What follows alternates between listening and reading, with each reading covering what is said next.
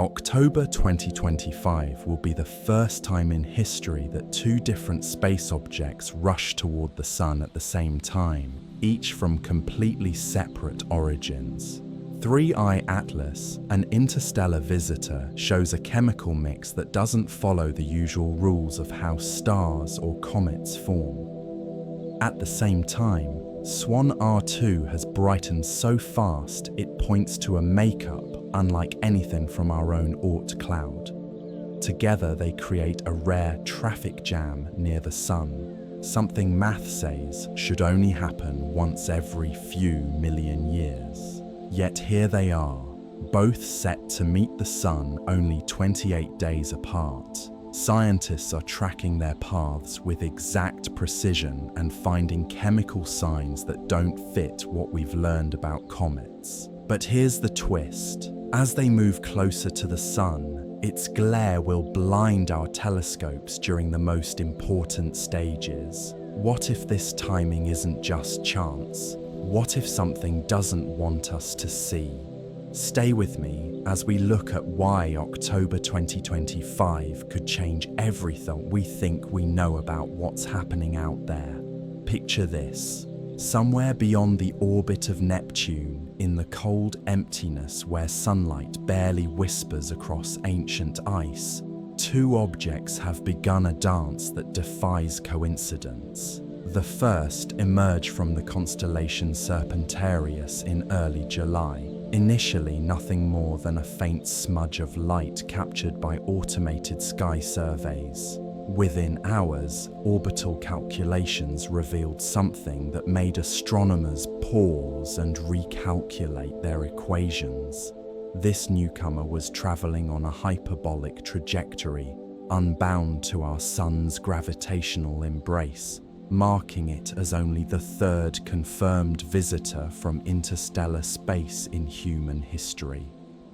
They called it 3I Atlas, and it carries with it the chemical signature of alien worlds. As it approaches our Sun, this cosmic wanderer glows with an ethereal green tint that speaks of molecules forged in the furnaces of distant stars. But 3I Atlas isn't making this journey alone. The second visitor materialized from an entirely different direction, emerging from the solar glare like a ghost stepping into twilight. Discovered on September 11th by an amateur astronomer examining spacecraft data, this object defied expectations from the moment of its detection. Already bright enough for binoculars, already sporting a magnificent tail that stretches across degrees of sky, this comet designated SWAN R2 belongs to a very different class of cosmic travelers. Unlike its interstellar companion, SWAN R2 calls our solar system home. It's a long-period comet, one of those ancient ice balls that spend most of their existence in the frigid outer reaches beyond Pluto, occasionally nudged by gravitational whispers into the inner solar system where our Sun's warmth brings them blazing to life. But here's what makes this convergence truly extraordinary. These two vastly different objects, one born around an alien star and the other a relic from our solar system's formation, are approaching their closest encounters with our Sun within mere weeks of each other. The mathematics of probability suggest this should be vanishingly rare, yet here we are, witnesses to what may be the most remarkable coincidence in recorded astronomical history. Or perhaps it isn't a coincidence at all. The timing reads like someone planned it. SWAN R2 reached its closest approach to the Sun on September 12th, diving to within half an astronomical unit of our star. 3I Atlas will make its own solar appointment around October 29th, approaching within 135 astronomical units. Between these dates lies a cosmic schedule that has researchers questioning whether we're observing random celestial mechanics or something far more purposeful. As autumn progresses in the northern hemisphere, both visitors become increasingly visible to patient observers. SWAN R2 dominates the evening sky, easily spotted through modest binoculars as it sweeps across the constellation Virgo. Its tail, a gossamer structure millions of kilometers long yet so tenuous it approximates laboratory vacuum, points away from the sun like a cosmic wind vane responding to invisible stellar breezes. 3i Atlas requires more sophisticated equipment to observe, but its distinctive green coloration makes it unmistakable once located. This verdant glow emerges from excited carbon and cyanogen molecules, substances that fluoresce brilliantly when bathed in solar radiation. Yet the specific chemistry creating this alien aurora remains tantalizingly uncertain, as if the visitor carries secrets encoded in wavelengths of light we're still learning to read. The discovery stories of both objects reveal the remarkable global network of electronic eyes that patrol our skies each night. The Atlas survey that found our interstellar visitor operates 4 robotic telescopes across 2 continents, methodically scanning predetermined patches of heaven. Every clear night, they capture hundreds of gigabytes of data, comparing each image against catalogues of known objects to identify anything that moves, brightens, or appears where nothing existed before. When that single pixel of anomalous light first appeared in Atlas data on July 1st, it triggered a cascade of calculations that revealed its true nature. This wasn't just another asteroid drifting through familiar orbits. The hyperbolic trajectory marked it as fundamentally different, a wanderer from the vast spaces between stars that had somehow found its way to our cosmic neighborhood. SWAN R2's emergence tells a different tale of discovery.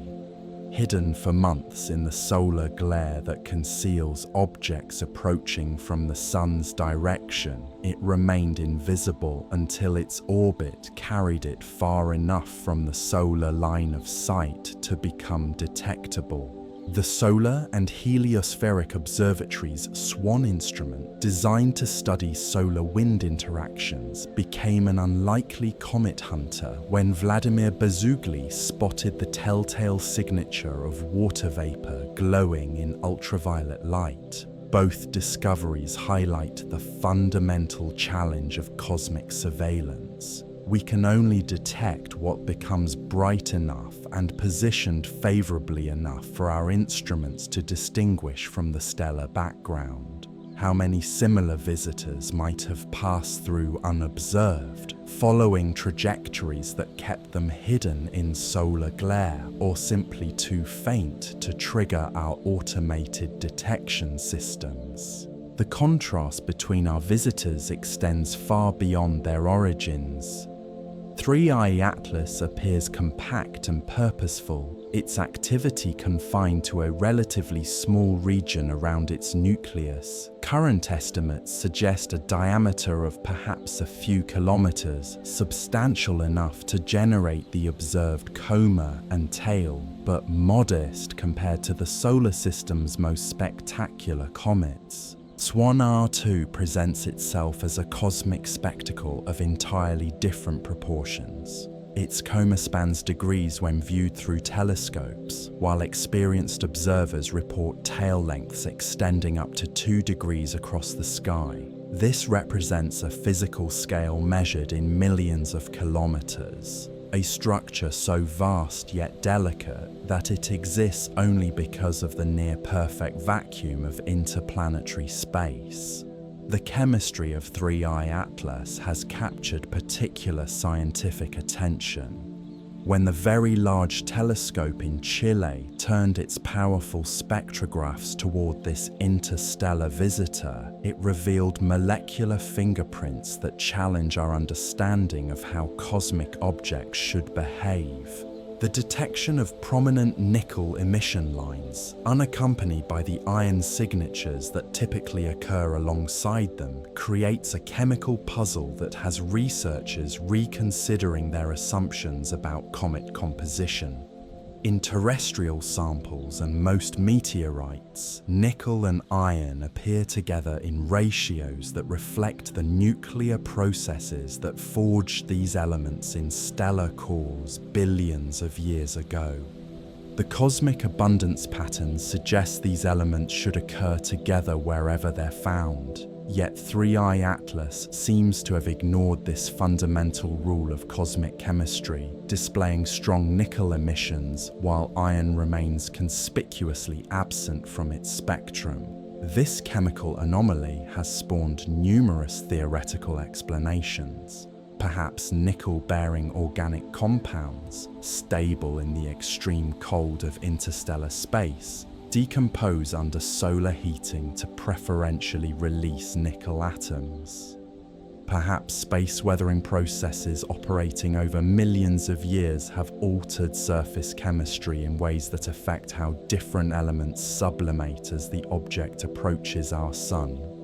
The broader chemical portrait painted by multiple observational campaigns reveals 3I Atlas as shaped by formation conditions very different from objects born in our solar system. Infrared observations show a composition dominated by carbon dioxide, with water vapor playing a surprisingly minor role during the early phases of activity. This tells a story of formation in a colder, more volatile, rich environment than the region where Earth and the inner planets condensed from the primordial solar nebula. Meanwhile, SWAN R2 follows patterns more familiar to comet researchers, though its rapid brightening and spectacular tail development suggest it too carries surprises about the outer reaches of our own solar system. As it emerged from solar conjunction, this visitor was already displaying the magnificent tail structures that make it a favorite target for astrophotographers worldwide.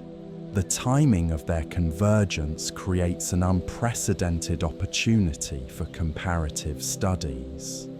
Two very different types of objects, one interstellar and one from our solar system's edge, are undergoing similar physical processes under similar solar heating conditions. This allows researchers to examine how formation environment affects the behavior of ice and rock when subjected to our sun's fierce radiation. But October brings both opportunities and challenges. The same geometries that create close solar encounters also conspire to make detailed observations increasingly difficult.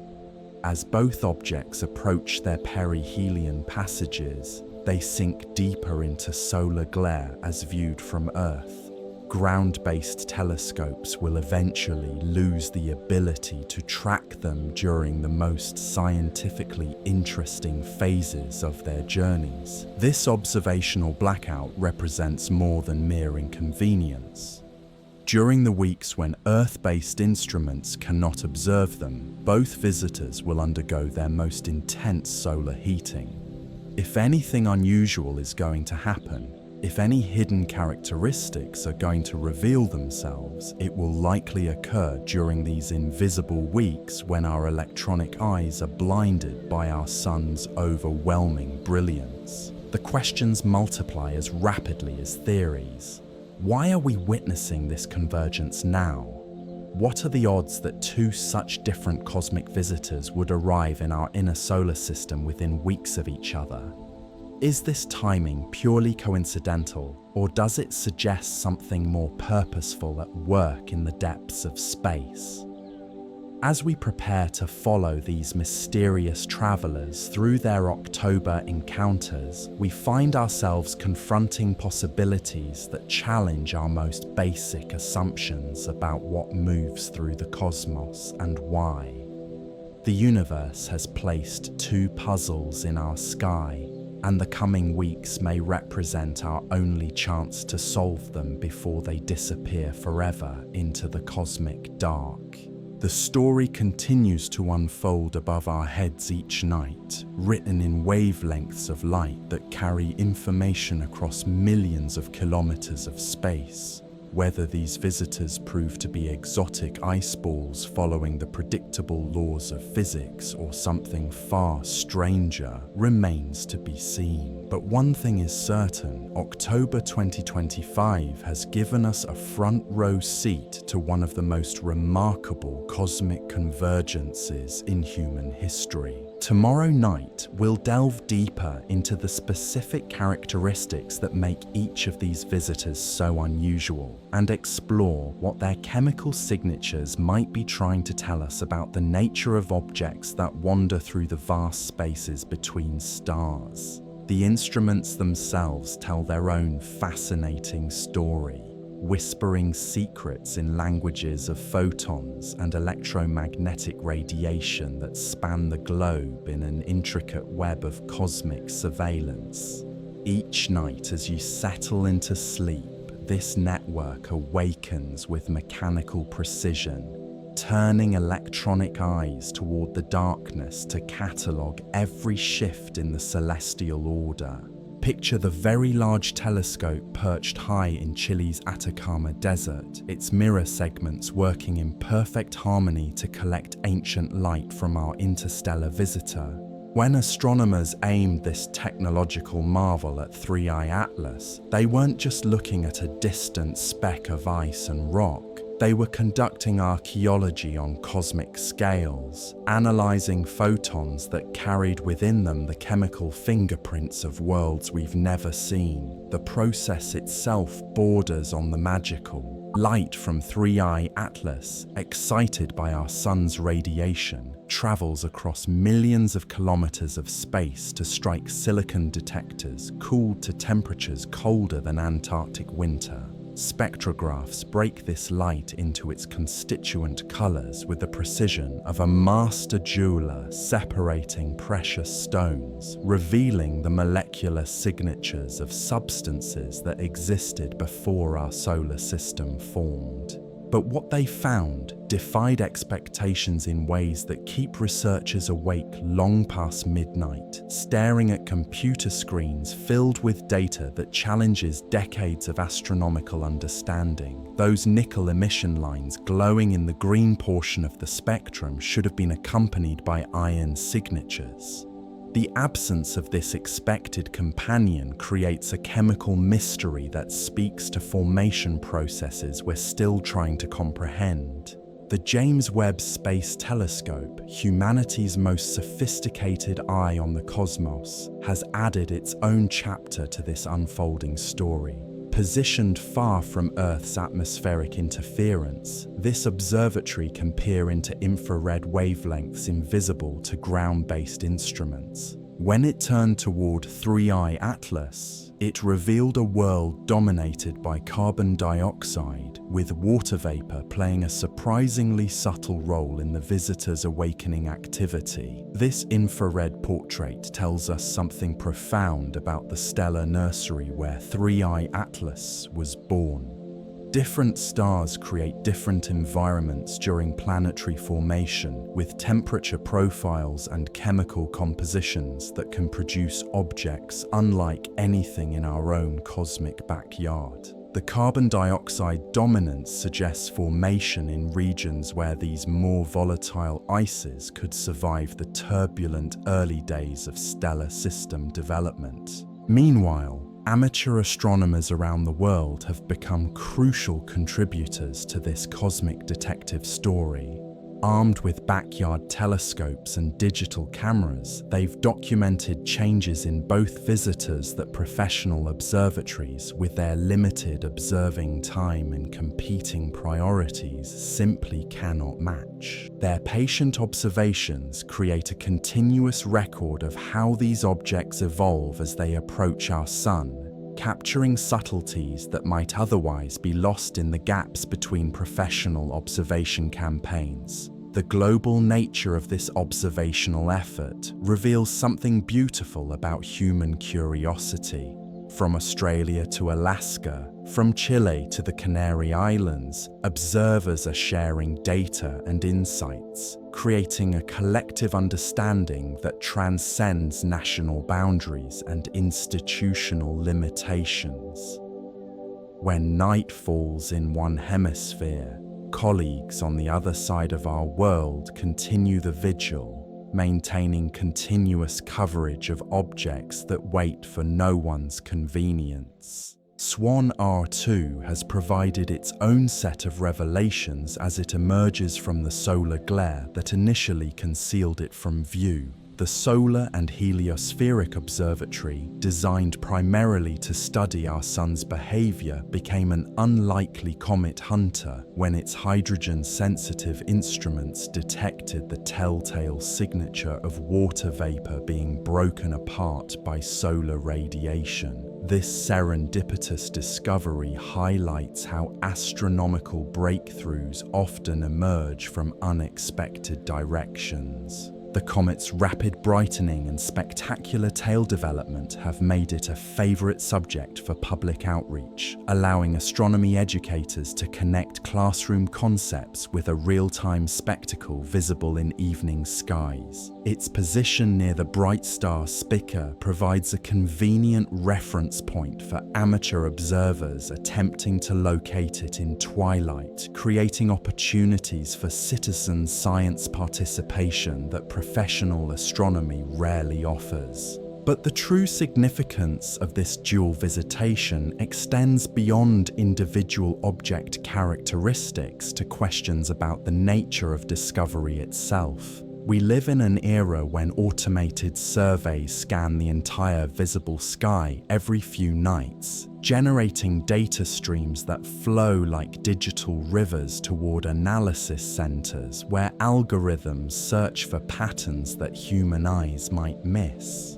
Yet crucial discoveries still depend on human insight, on the ability to recognize when those patterns suggest something genuinely extraordinary rather than merely unusual. The statistics of interstellar visitation have been rewritten by recent discoveries. Before 2017, no confirmed interstellar objects had ever been detected passing through our solar system.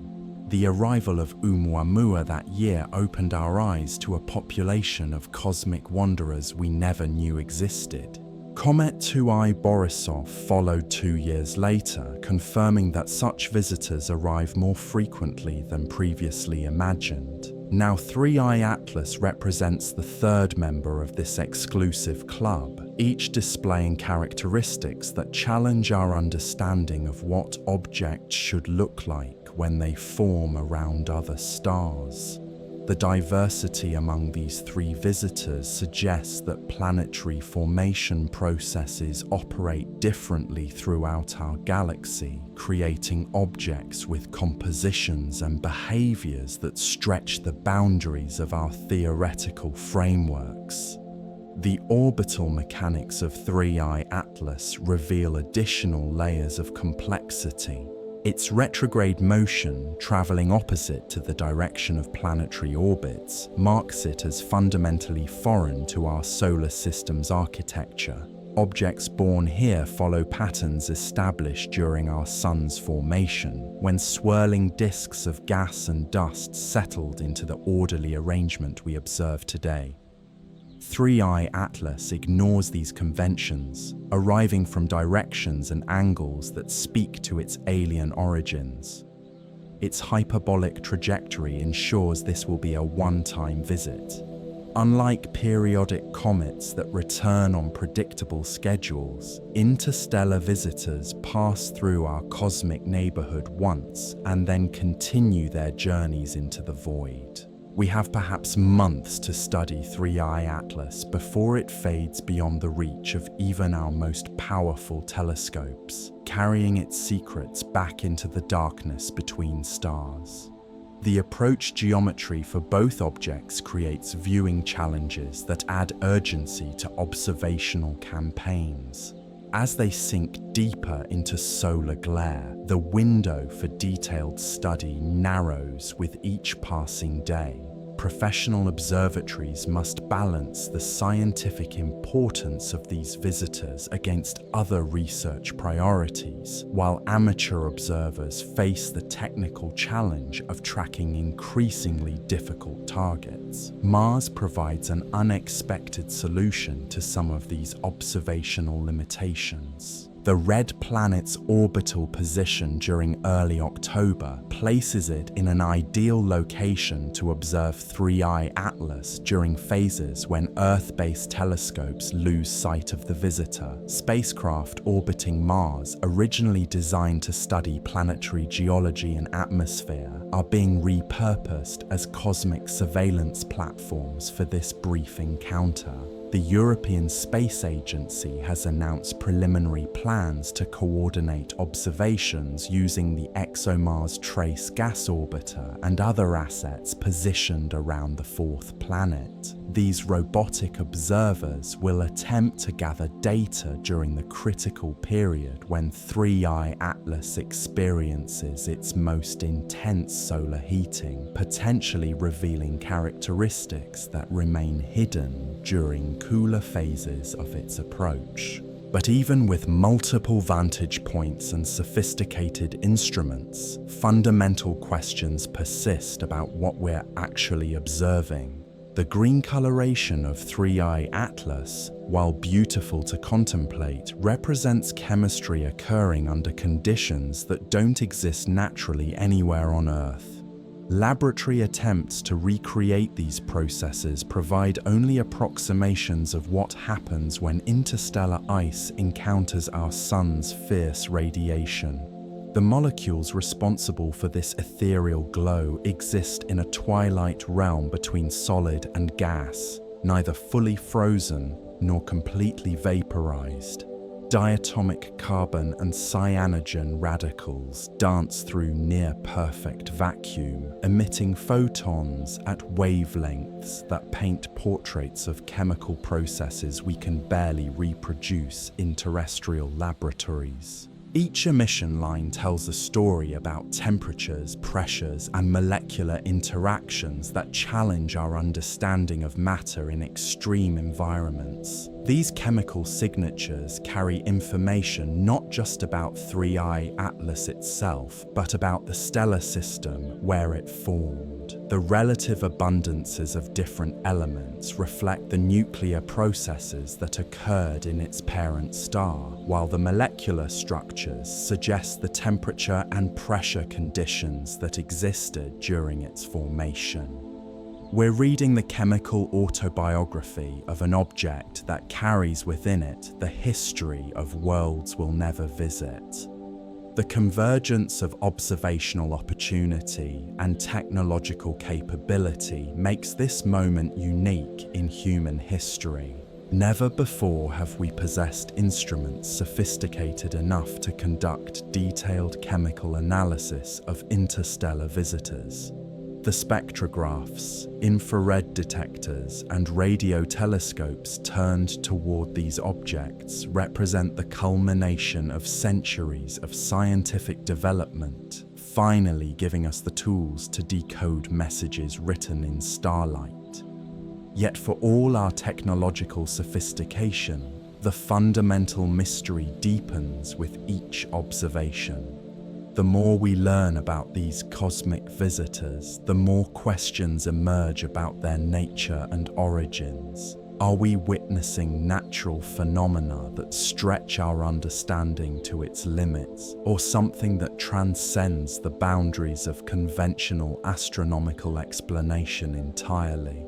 The answer may lie hidden in the weeks ahead as both objects approach their closest encounters with our Sun and potentially reveal secrets that remain concealed during their cooler approach phases. But first, they must navigate the observational gauntlet of October, when our instruments will strain to maintain surveillance through increasingly challenging viewing conditions. The cosmos rarely offers such convenient opportunities for comparative study, making this convergence a gift to researchers who spend their careers studying objects separated by vast distances and enormous timescales. Whether this gift reveals new chapters in our understanding of planetary formation or challenges our most basic assumptions about what moves through space remains to be written in the language of light and shadow that these visitors carry with them toward their appointment with our sun.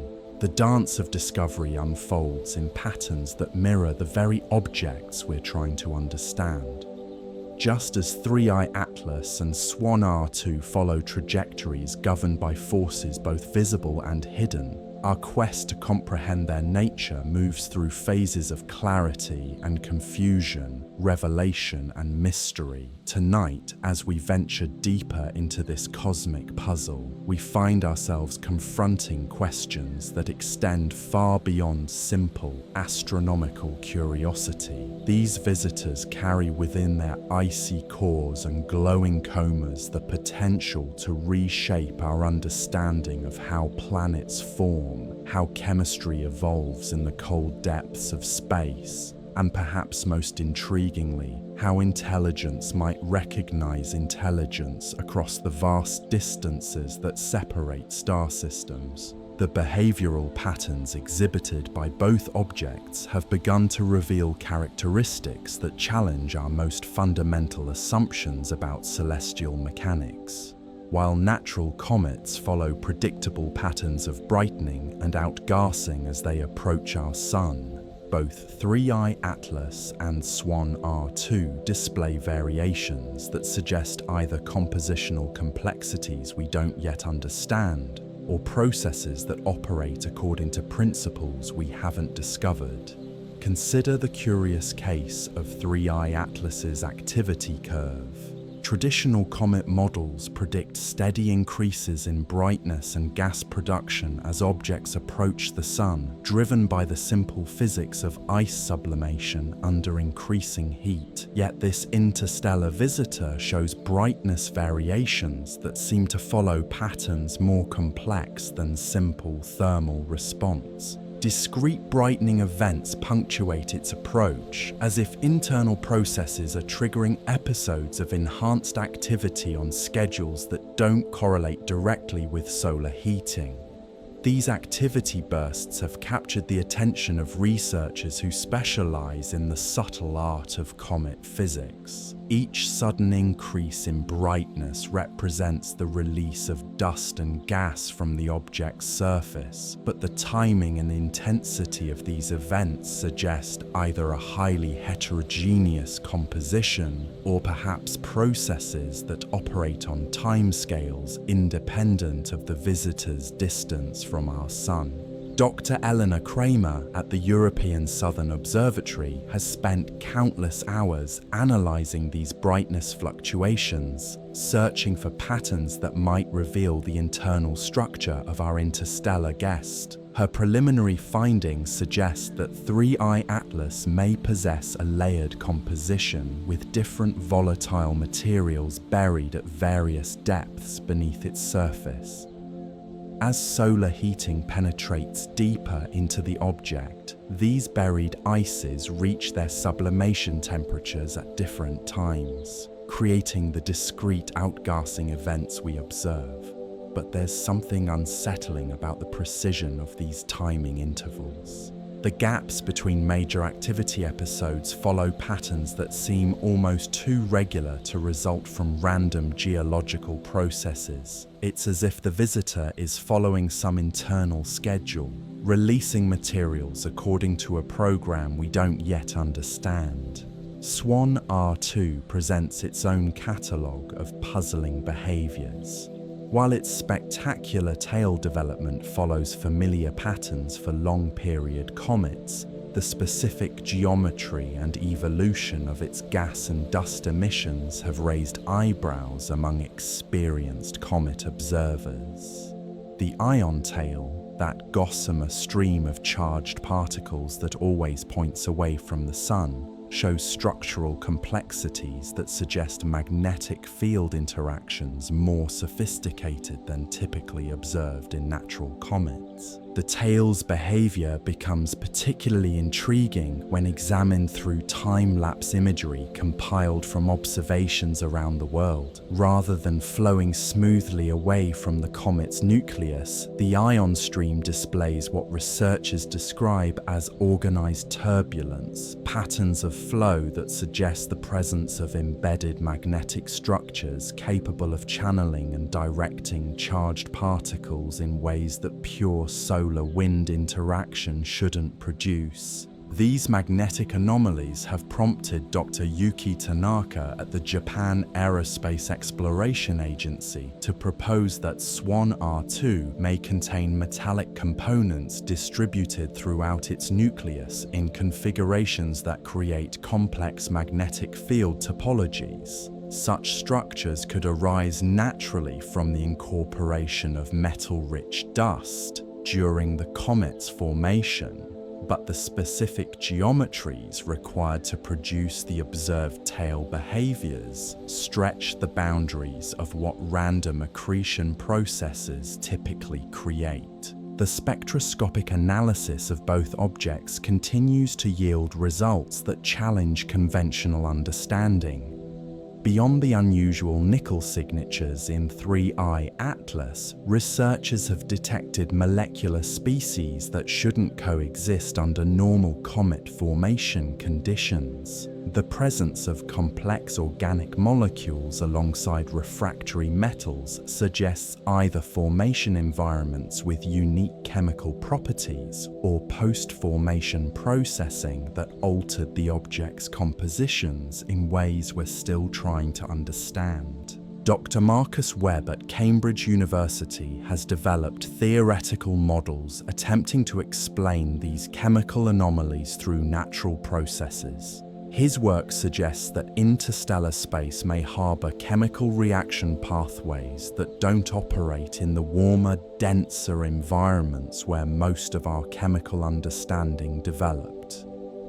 The extreme cold and near-perfect vacuum of the void between stars could allow molecular species to form and persist in combinations that would be impossible under terrestrial conditions.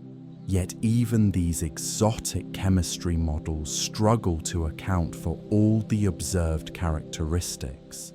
The isotopic ratios detected in both visitors show patterns that don't match any known stellar nucleosynthesis processes. The relative abundances of different elements suggest formation in environments where the nuclear physics of stellar cores operated according to parameters that don't exist in our local galactic neighborhood. The timing of their convergence continues to generate speculation that extends beyond purely astronomical explanations.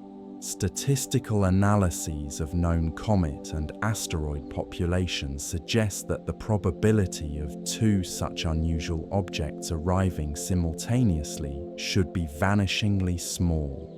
Dr. Sarah Chen at the Institute for Advanced Study has calculated odds that make lottery jackpots seem like routine occurrences. Her work factors in the detection biases that might make simultaneous discoveries more likely than true simultaneous arrivals, but even accounting for these observational effects, the convergence probability remains extraordinarily low. This has led some researchers to explore whether the timing might reflect causal relationships we don't yet recognize rather than simple coincidence. The concept of gravitational resonances provides one potential explanation for seemingly coordinated arrivals. Objects following certain types of orbits can become synchronized through complex gravitational interactions that operate over millions of years. While such resonances are well documented within our solar system, their potential operation on interstellar scales remains largely theoretical. Dr. Chen's models suggest that passing through stellar systems could potentially establish gravitational relationships between objects that subsequently maintain coordinated motion even across interstellar distances. If 3I Atlas and SWAN R2 experience such gravitational coupling during encounters with other star systems, their synchronized arrival at our Sun might represent the execution of orbital mechanics established long before either object entered our solar system. But this explanation requires both visitors to have followed similar interstellar trajectories for millions of years, a scenario that seems almost as improbable as pure coincidence. The retrograde motion of 3I Atlas and the normal orbital inclination of SWAN R2 suggest very different dynamical histories that make long-term gravitational coupling unlikely. Alternative explanations venture into territory where astronomy meets other disciplines. The possibility that both objects represent responses to electromagnetic signals from Earth has gained attention from researchers studying the intersection of astrophysics and communication theory. Our planet has been broadcasting radio and television signals into space for nearly a century, creating an expanding sphere of artificial electromagnetic radiation that currently extends roughly 100 light-years in all directions. Dr. James Liu at the Search for Extraterrestrial Intelligence Institute has modeled how this electromagnetic signature might appear to hypothetical monitoring systems positioned throughout our local stellar neighborhood.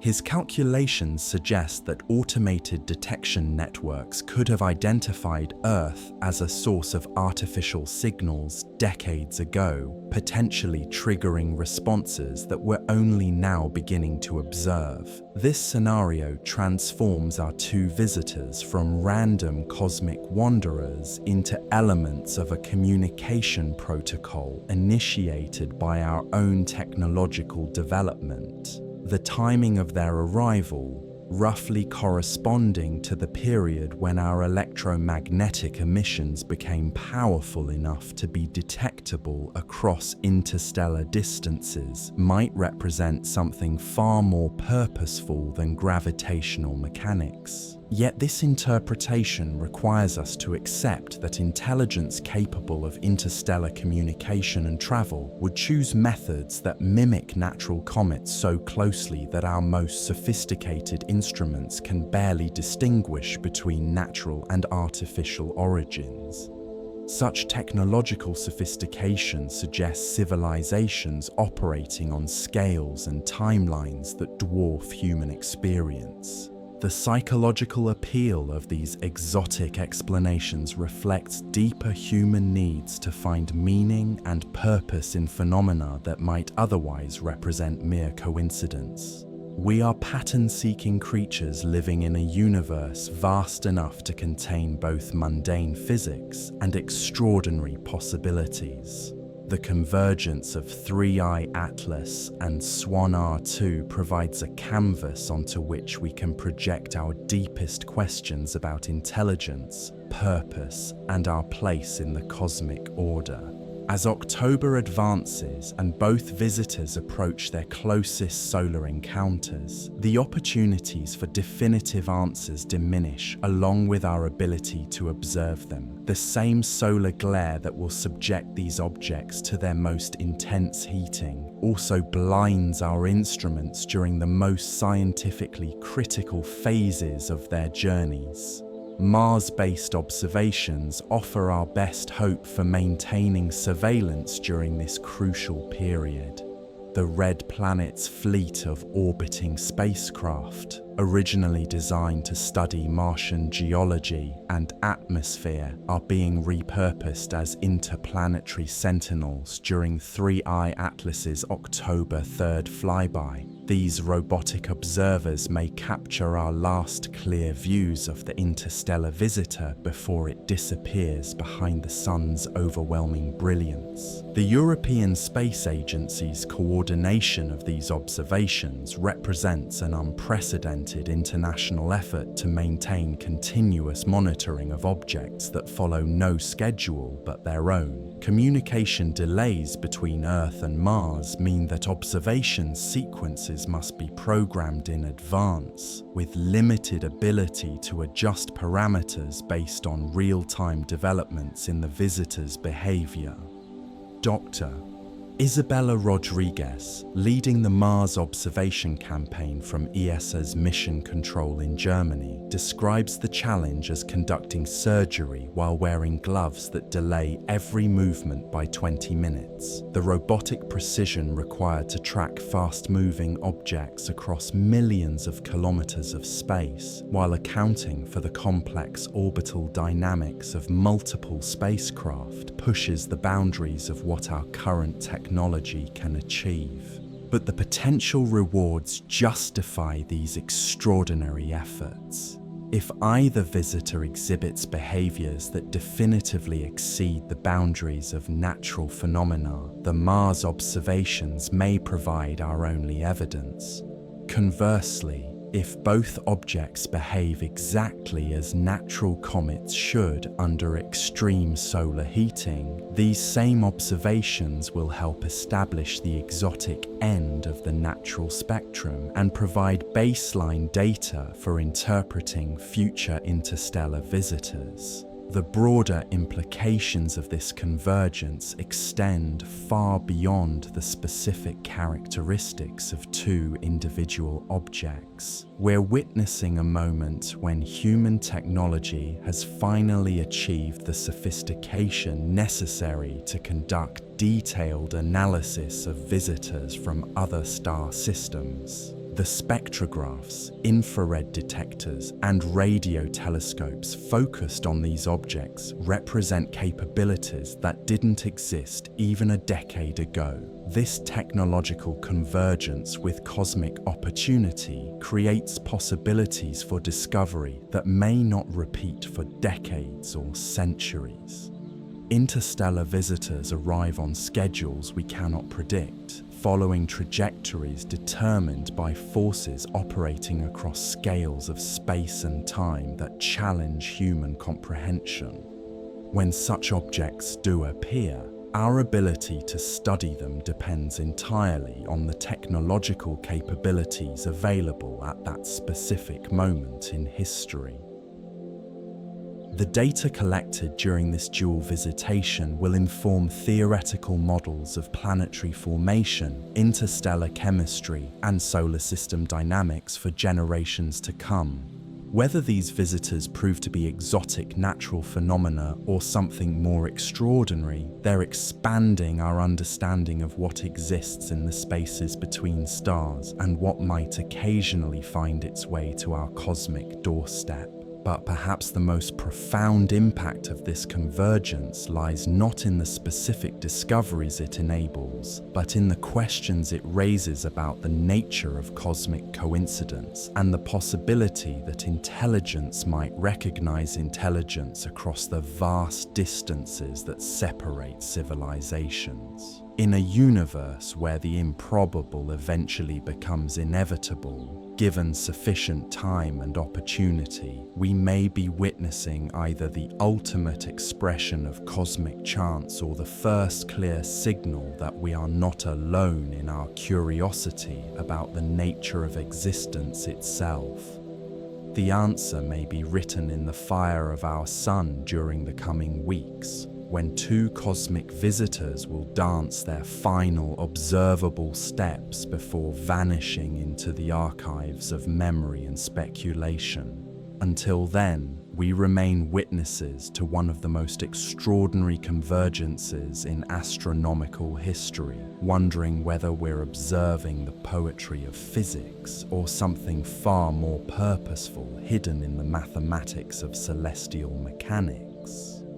Tomorrow, We'll explore what happens when these visitors reach their closest approaches to our sun and examine the observational challenges that will test the limits of human ingenuity in our quest to decode whatever messages these cosmic wanderers might be carrying across the infinite darkness between worlds.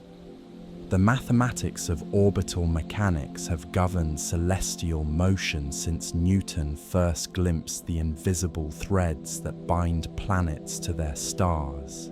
Yet tonight we find ourselves confronting trajectories that seem to mock our most fundamental equations.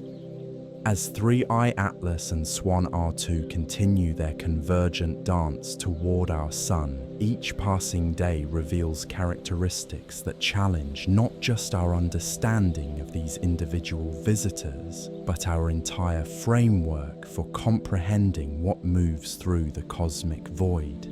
Consider the delicate precision required for their timing to align so perfectly. SWAN R2's emergence from solar conjunction occurred with clockwork accuracy, revealing itself to amateur astronomers just as professional observatories were beginning to track 3I Atlas through its approach phase. The choreography of their discoveries reads like a carefully orchestrated revelation, each object appearing at precisely the moment when our attention could shift from one to the other without losing continuity of observation.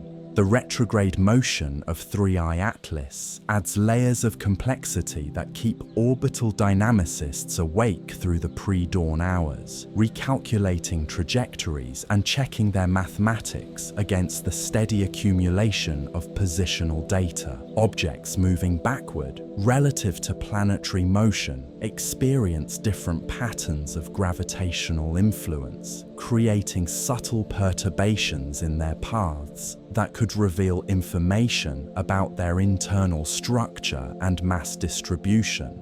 Dr. Amanda Foster at the Naval Observatory has been tracking these minute deviations with the precision of a watchmaker, searching for any hint that 3I Atlas might be more than a passive ice ball following the dictates of gravity alone. Her preliminary analysis suggests variations in the object's motion that seem almost too small to measure, yet too consistent to ignore entirely.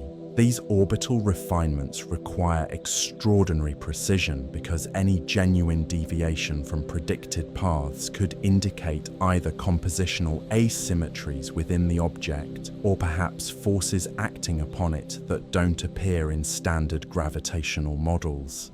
The difference between natural outgassing effects and other influences often lies in measurements at the very edge of our instrumental capabilities. The observational campaign surrounding both visitors has evolved into one of the most comprehensive studies ever undertaken of cosmic objects during their active phases. Telescopes across 6 continents maintain continuous surveillance, passing coverage from one hemisphere to another as Earth's rotation carries observers through day and night cycles. This global coordination creates a temporal baseline that professional astronomy rarely achieves. Amateur astronomers have become crucial contributors to this effort, documenting changes in brightness, tail development, and spectral characteristics with dedication that often exceeds what institutional obligations allow professional researchers to maintain.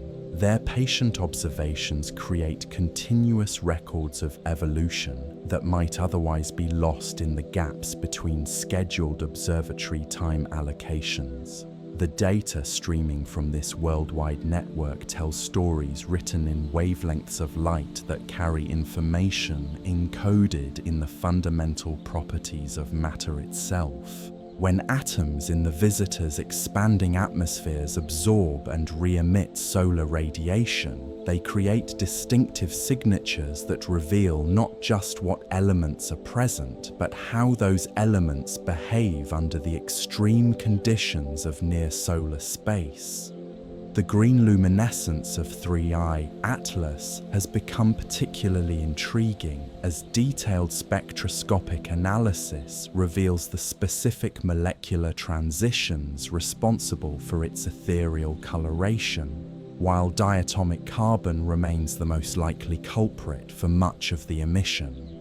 Researchers have detected additional spectral features that suggest more complex chemistry than simple carbon fluorescence should produce. Dr. Mikhail Petrov at the Special Astrophysical Observatory has identified emission lines that may indicate the presence of metal-containing molecules in the visitor's atmosphere. These signatures appear and disappear with timing patterns that don't correlate directly with the object's distance from our Sun, suggesting either highly heterogeneous composition across its surface or perhaps processes operating on internal schedules. The implications extend beyond mere chemical curiosity. If 3I Atlas contains metallic components distributed in specific patterns, it could explain both the unusual spectral signatures and the subtle orbital perturbations that Dr. Foster's analysis has begun to detect. But the concentrations and arrangements required to produce these effects stretch the boundaries of what random accretion processes typically create. SWAN R2 presents complementary mysteries that seem to mirror its interstellar companion's anomalies. The tail structures that make it such a spectacular sight for amateur observers display organizational complexities that suggest magnetic field interactions more sophisticated than simple solar wind deflection should produce. Time-lapse imagery reveals flow patterns within the ion tail that appear almost architectural in their precision. These structured emissions have attracted the attention of plasma physicists who specialize in the behavior of charged particles in magnetic environments. Dr. Catherine Wu at the Plasma Physics Laboratory has constructed computer models attempting to reproduce the observed tail geometries using variations in magnetic field strength and orientation around SWAN R2's nucleus. Her simulations require magnetic field configurations that could arise from metallic inclusions within the comet, but the specific arrangements needed to match observations suggest either extraordinary coincidence in the distribution of conducting materials or perhaps purposeful organization that challenges natural formation scenarios. The chemistry revealed through spectroscopic analysis of both objects continues to yield results that don't fit comfortably within existing theoretical frameworks. Isotopic ratios detected in their atmospheres show patterns that reflect nuclear processes operating under conditions that don't exist in our local stellar neighborhood. The relative abundances of different elements suggest formation environments where stellar nucleosynthesis followed pathways we don't observe in contemporary star formation regions. These chemical fingerprints carry information about the stellar nurseries where these objects originated, but the signatures they display seem to point toward formation conditions that our models of stellar evolution struggle to explain. Either these visitors formed in environments with physical properties unlike anything in our current galactic vicinity, or they've been processed through experiences that altered their compositions in ways we don't yet understand. The technological challenges of maintaining detailed observations as both objects approach their solar encounters have pushed several space agencies to coordinate efforts in unprecedented ways.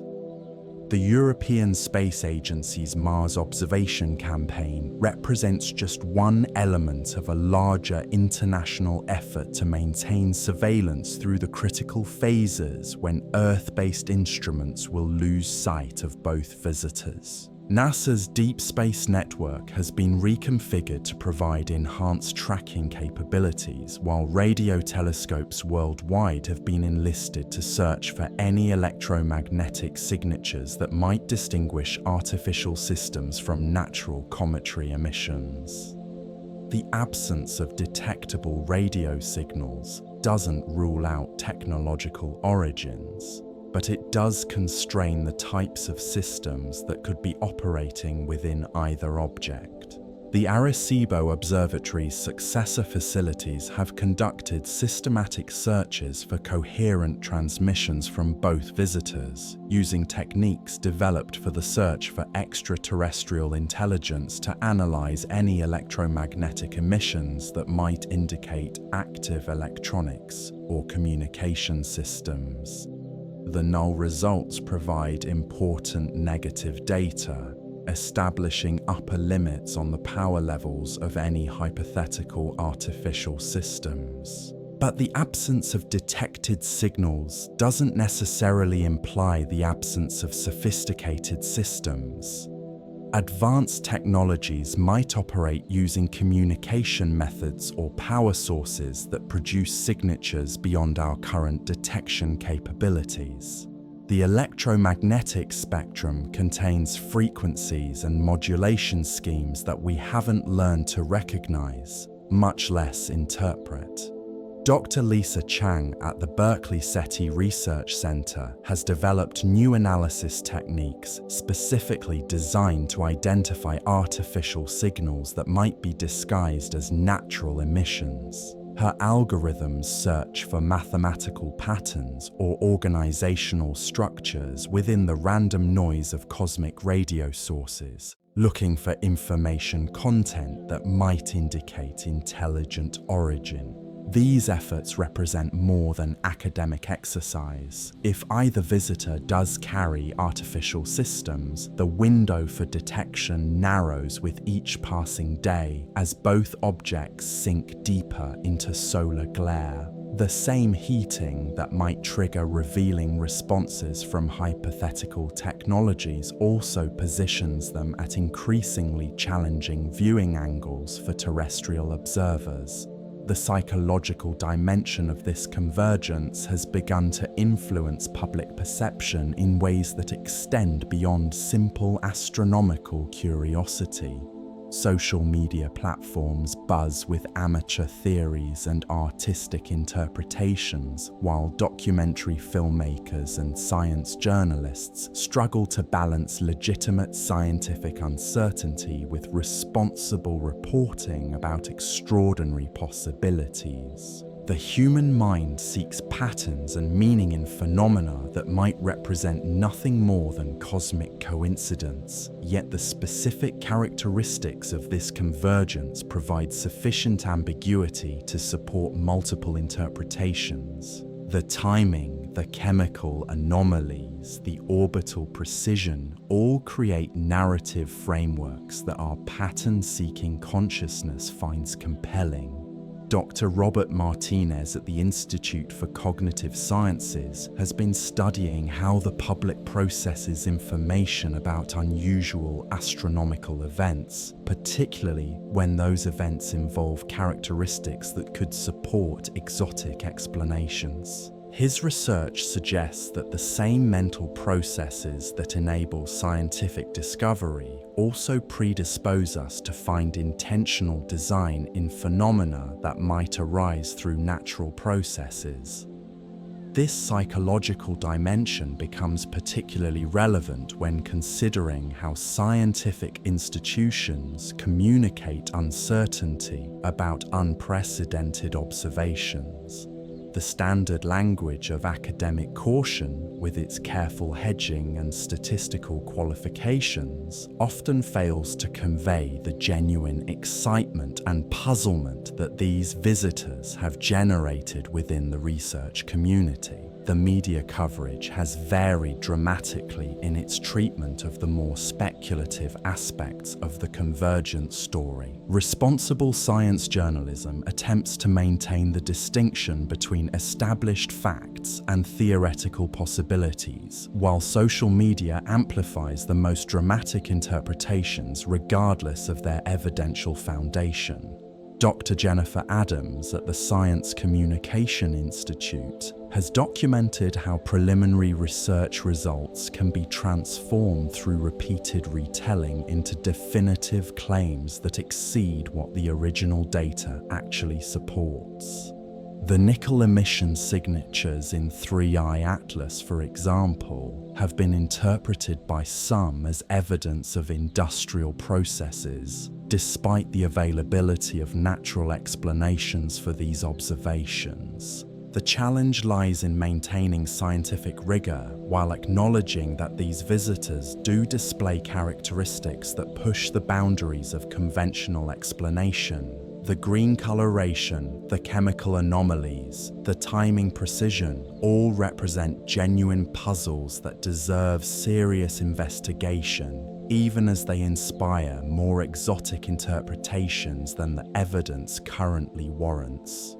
As October advances, the observational opportunities diminish, along with our ability to resolve these questions through direct measurement. The solar encounters that will subject both visitors to their most intense heating also position them where our instruments cannot maintain clear surveillance. We approach a period of enforced speculation when the absence of data creates space for every possibility to flourish unconstrained by observational reality. The Mars-based observations scheduled for 3I Atlas's October 3rd approach may provide our final clear views of the interstellar visitor before it disappears into solar glare.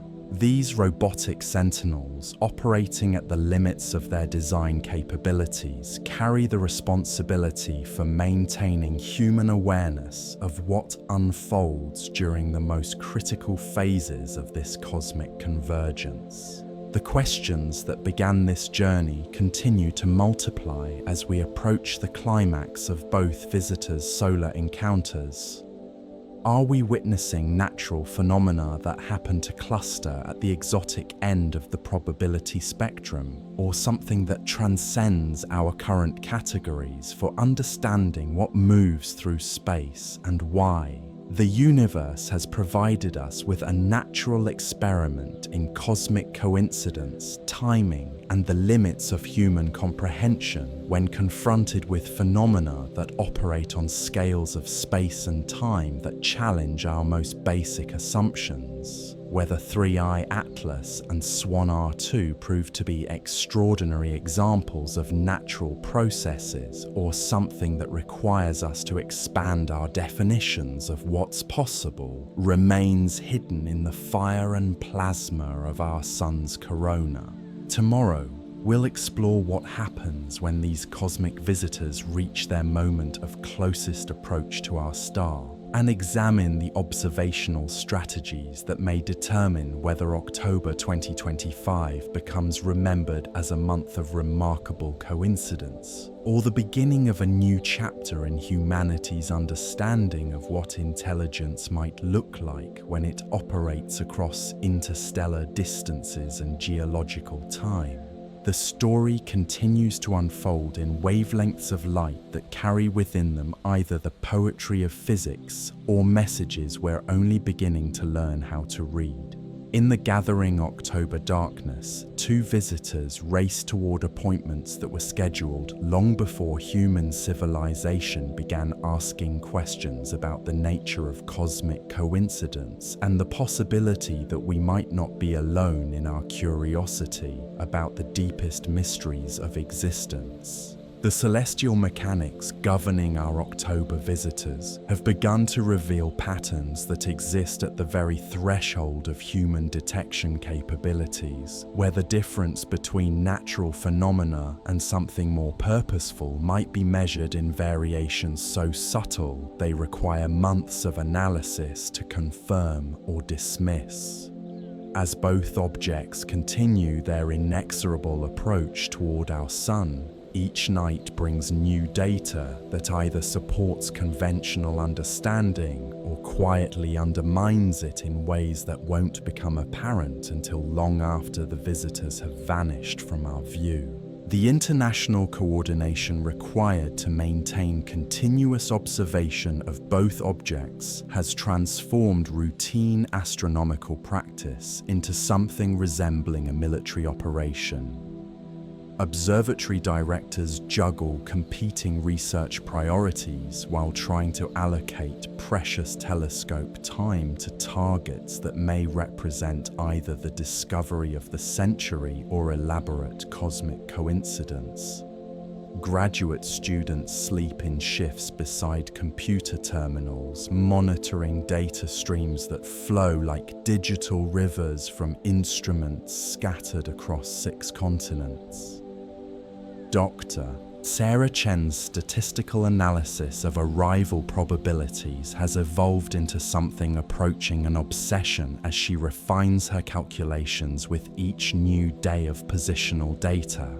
Her latest models incorporate factors that most astronomers never consider: galactic tidal forces, the gravitational influence of nearby star systems, and the complex dynamics of objects moving through interstellar medium that isn't quite as empty as introductory textbooks suggest.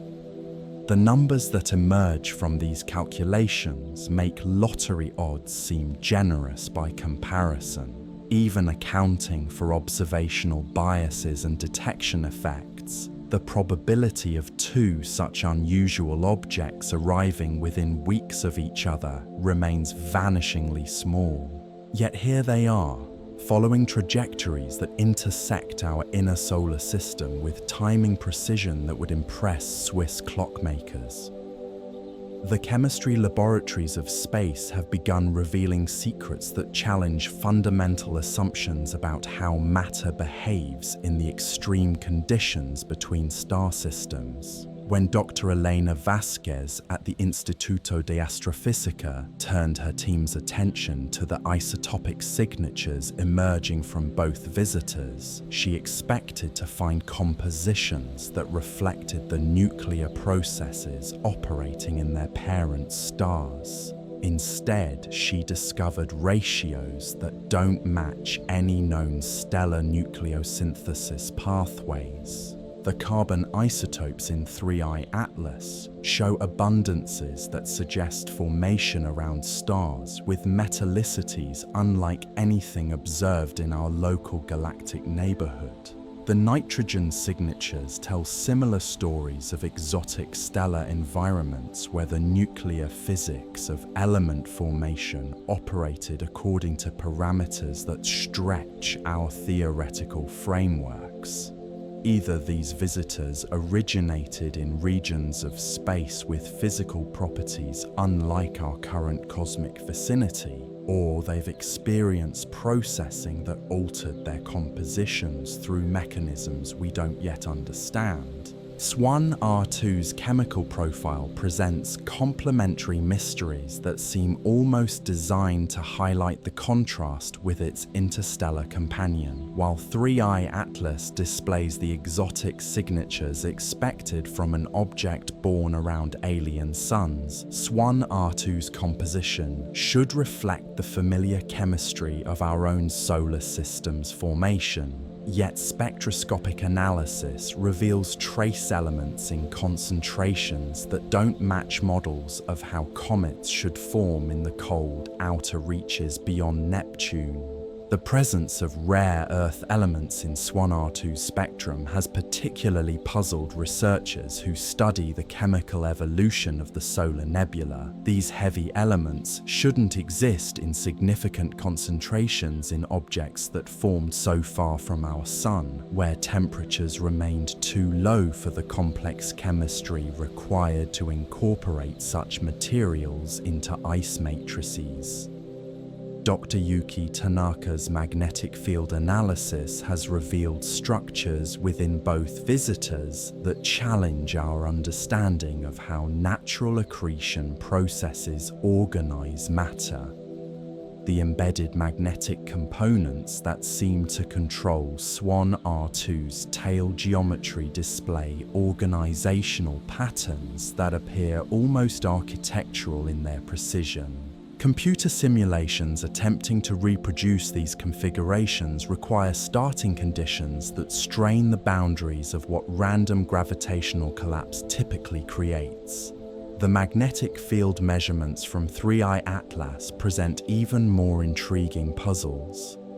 While the object appears optically inert compared to SWAN R2's spectacular display, sensitive magnetometers have detected field variations that correlate with the visitor's rotation period in ways that suggest internal structure more complex than a simple rubble pile held together by gravity alone. These magnetic anomalies operate on scales measured in nanoseconds and microgauss, requiring instruments at the absolute edge of current technological capabilities to detect. The patterns that emerge from months of careful measurement hint at organized structures within both objects that either represent extraordinary natural phenomena or perhaps something that transcends our current categories for understanding cosmic architecture. The radio astronomy community has mobilized resources typically reserved for the most ambitious deep space projects to conduct systematic searches for any electromagnetic signatures that might distinguish artificial systems from natural emissions. The Very Large Array has been reconfigured to provide maximum sensitivity at frequencies where hypothetical communication systems might operate, while radio telescopes across the globe maintain coordinated observation schedules that eliminate gaps in coverage. Dr. Michael Torres at the National Radio Astronomy Observatory has developed new signal processing techniques specifically designed to identify structured emissions that might be disguised as natural radio noise. His algorithms search for mathematical patterns, organizational structures, or information content that could indicate intelligent origin, even when embedded within the random electromagnetic chaos of cosmic background radiation. The absence of detected signals provides important constraints on any hypothetical artificial systems, but doesn't eliminate the possibility entirely. Advanced technologies might operate using communication methods that produce signatures beyond our current detection capabilities, or perhaps function in electromagnetic regimes we haven't learned to monitor effectively. The infrared portraits painted by the James Webb Space Telescope continue to reveal characteristics that don't fit comfortably within existing theoretical frameworks.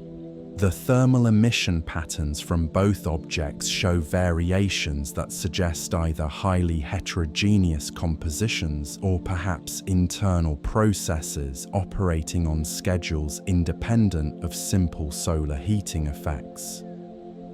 3I Atlas displays temperature distributions across its surface that indicate regions of enhanced thermal activity not directly correlated with solar flux variations. These hotspots appear and fade according to patterns that seem almost too regular to result from random sublimation processes, yet too subtle to definitively indicate artificial heating sources. The infrared signature of SWAN R2 reveals its own catalogue of thermal anomalies. While most of its emission follows expected patterns for solar heating of ice and dust mixtures, certain wavelengths show excess radiation that suggests either exotic ice compositions or perhaps internal energy sources contributing to the overall thermal budget. Dr. Amanda Rodriguez's team at the European Space Agency has constructed detailed thermal models attempting to explain these infrared observations through natural processes alone. Their simulations require compositions and structures that push the boundaries of what country formation theories typically predict, yet remain just within the realm of exotic natural phenomena. The gravitational effects of both visitors on their immediate environments have become subjects of intense study as researchers search for any signatures that might indicate masses or mass distributions different from what optical observations suggest. While both objects appear to follow trajectories determined by standard gravitational mechanics, subtle perturbations in their orbits could reveal internal characteristics invisible to other observational methods. Dr. Jennifer Walsh at the Jet Propulsion Laboratory has been analyzing the orbital evolution of both visitors with precision that rivals the tracking of spacecraft missions. Her calculations account for solar radiation pressure, outgassing effects, and the gravitational influences of all major solar system bodies to construct trajectory predictions accurate to within meters over distances measured in astronomical units. Any deviations from these predictions could indicate either unexpected outgassing patterns or perhaps mass distributions that don't match simple models of how ice and rock should organize under gravitational influence. The measurements required to detect such variations operate at the absolute limits of current astrometric capabilities, yet the potential implications justify the extraordinary effort involved. The photometric analysis of both objects has revealed brightness variations that operate on multiple timescales, from rapid fluctuations that might indicate surface heterogeneity to longer-term changes that could reflect internal processes or perhaps responses to varying solar heating conditions. These light curves contain information about rotation rates, surface properties, and possibly internal structure that can be extracted through careful mathematical analysis. Dr. Robert Kim at the Harvard-Smithsonian Center for Astrophysics has developed new techniques for decomposing complex brightness variations into component signals that might reveal underlying physical processes. His analysis suggests that both visitors display periodic variations that don't correlate simply with their rotation periods, indicating either complex surface features or perhaps internal processes that influence their optical properties. The amateur astronomy community has contributed crucial observations to this photometric campaign, providing temporal coverage that professional observatories cannot match due to scheduling constraints and competing research priorities. These dedicated observers have documented brightness changes, color variations, and structural evolution with patience that often exceeds what institutional obligations allow professional researchers to maintain. Their careful work has revealed subtle changes in both objects that might otherwise have been lost in the gaps between professional observation campaigns. The green coloration of 3I Atlas shows variations that correlate with specific features in its developing coma, while SWAN R2's magnificent tail displays structural changes that unfold over periods of days rather than the weeks typically associated with natural cometary evolution. The coordination between professional and amateur observers has created an unprecedented database of information about how these visitors behave as they approach our sun. This collaborative effort represents astronomy at its most democratic, with contributions from observers ranging from Nobel laureates to high school students united in their curiosity about what moves through the darkness between worlds. The psychological impact of this convergence continues to ripple through scientific communities in ways that extend beyond simple academic interest. Researchers who have spent careers studying conventional solar system objects find themselves confronting phenomena that challenge fundamental assumptions about how matter organizes itself in space and time.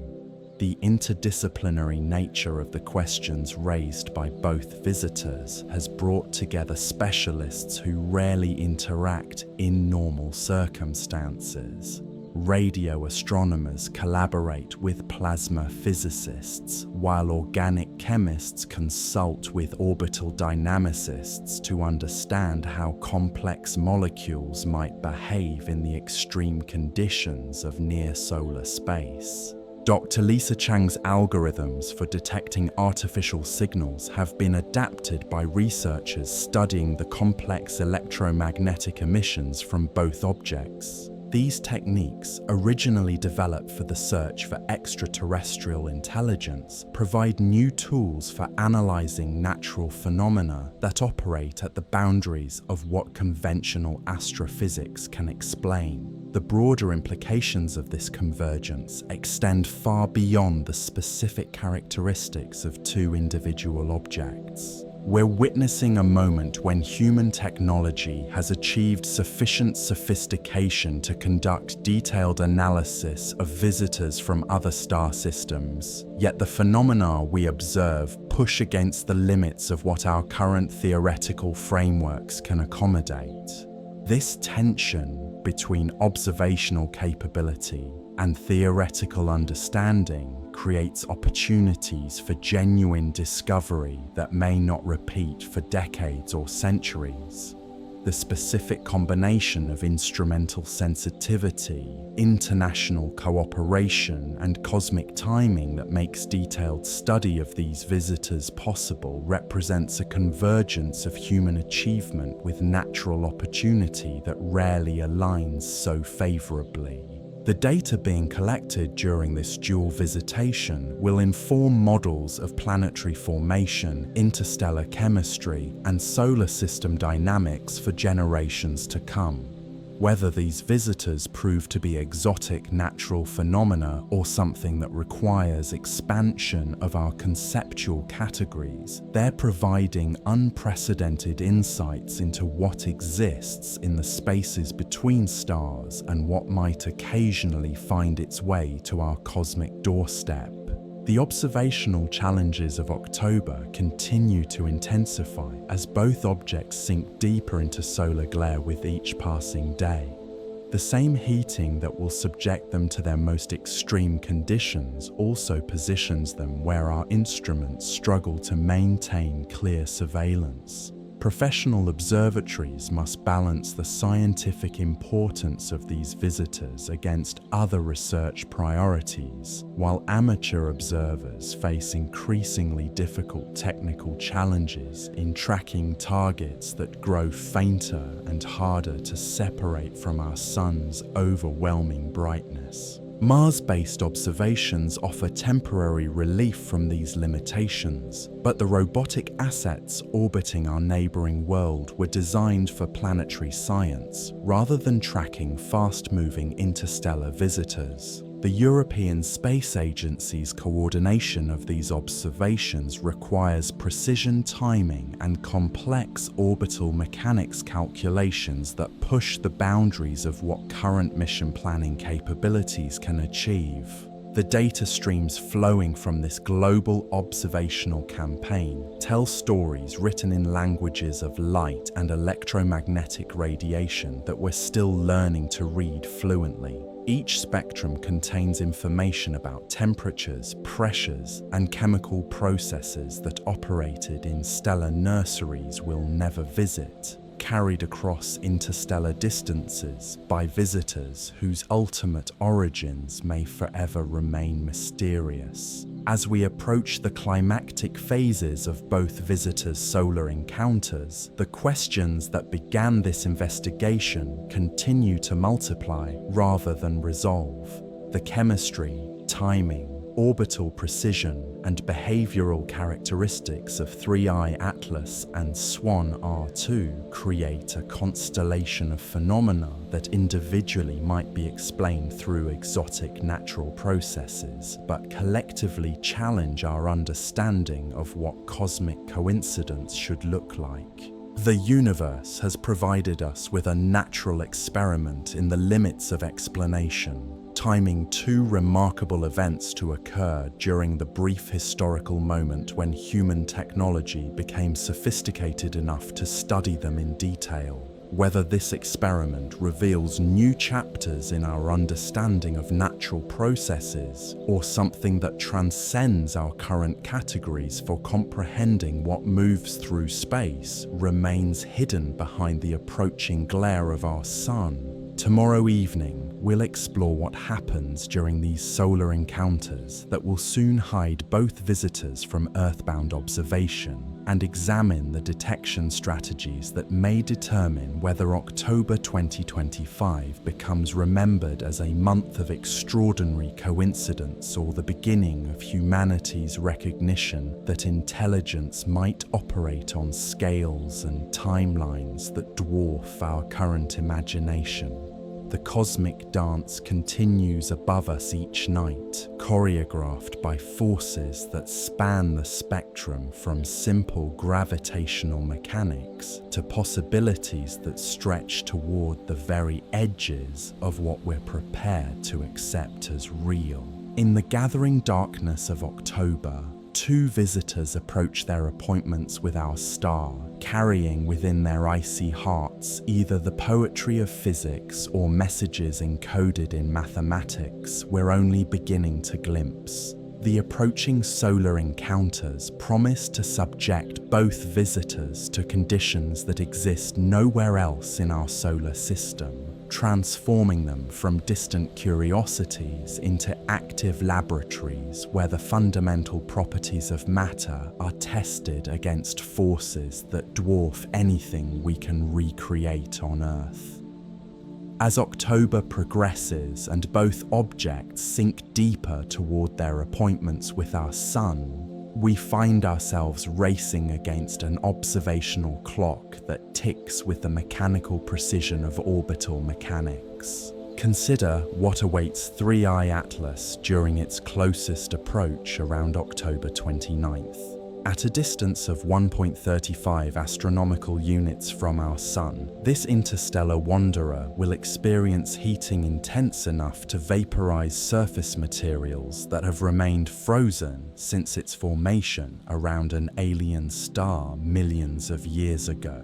The solar flux at this distance approaches levels that could trigger chemical reactions impossible in the cold depths of space, potentially revealing compositional secrets that have remained locked within its nucleus throughout its long journey to our cosmic neighborhood. The thermal stress alone could fracture surface materials that have been welded together by eons of cosmic ray bombardment, exposing fresh ice deposits to solar radiation for the first time since the visitor's formation.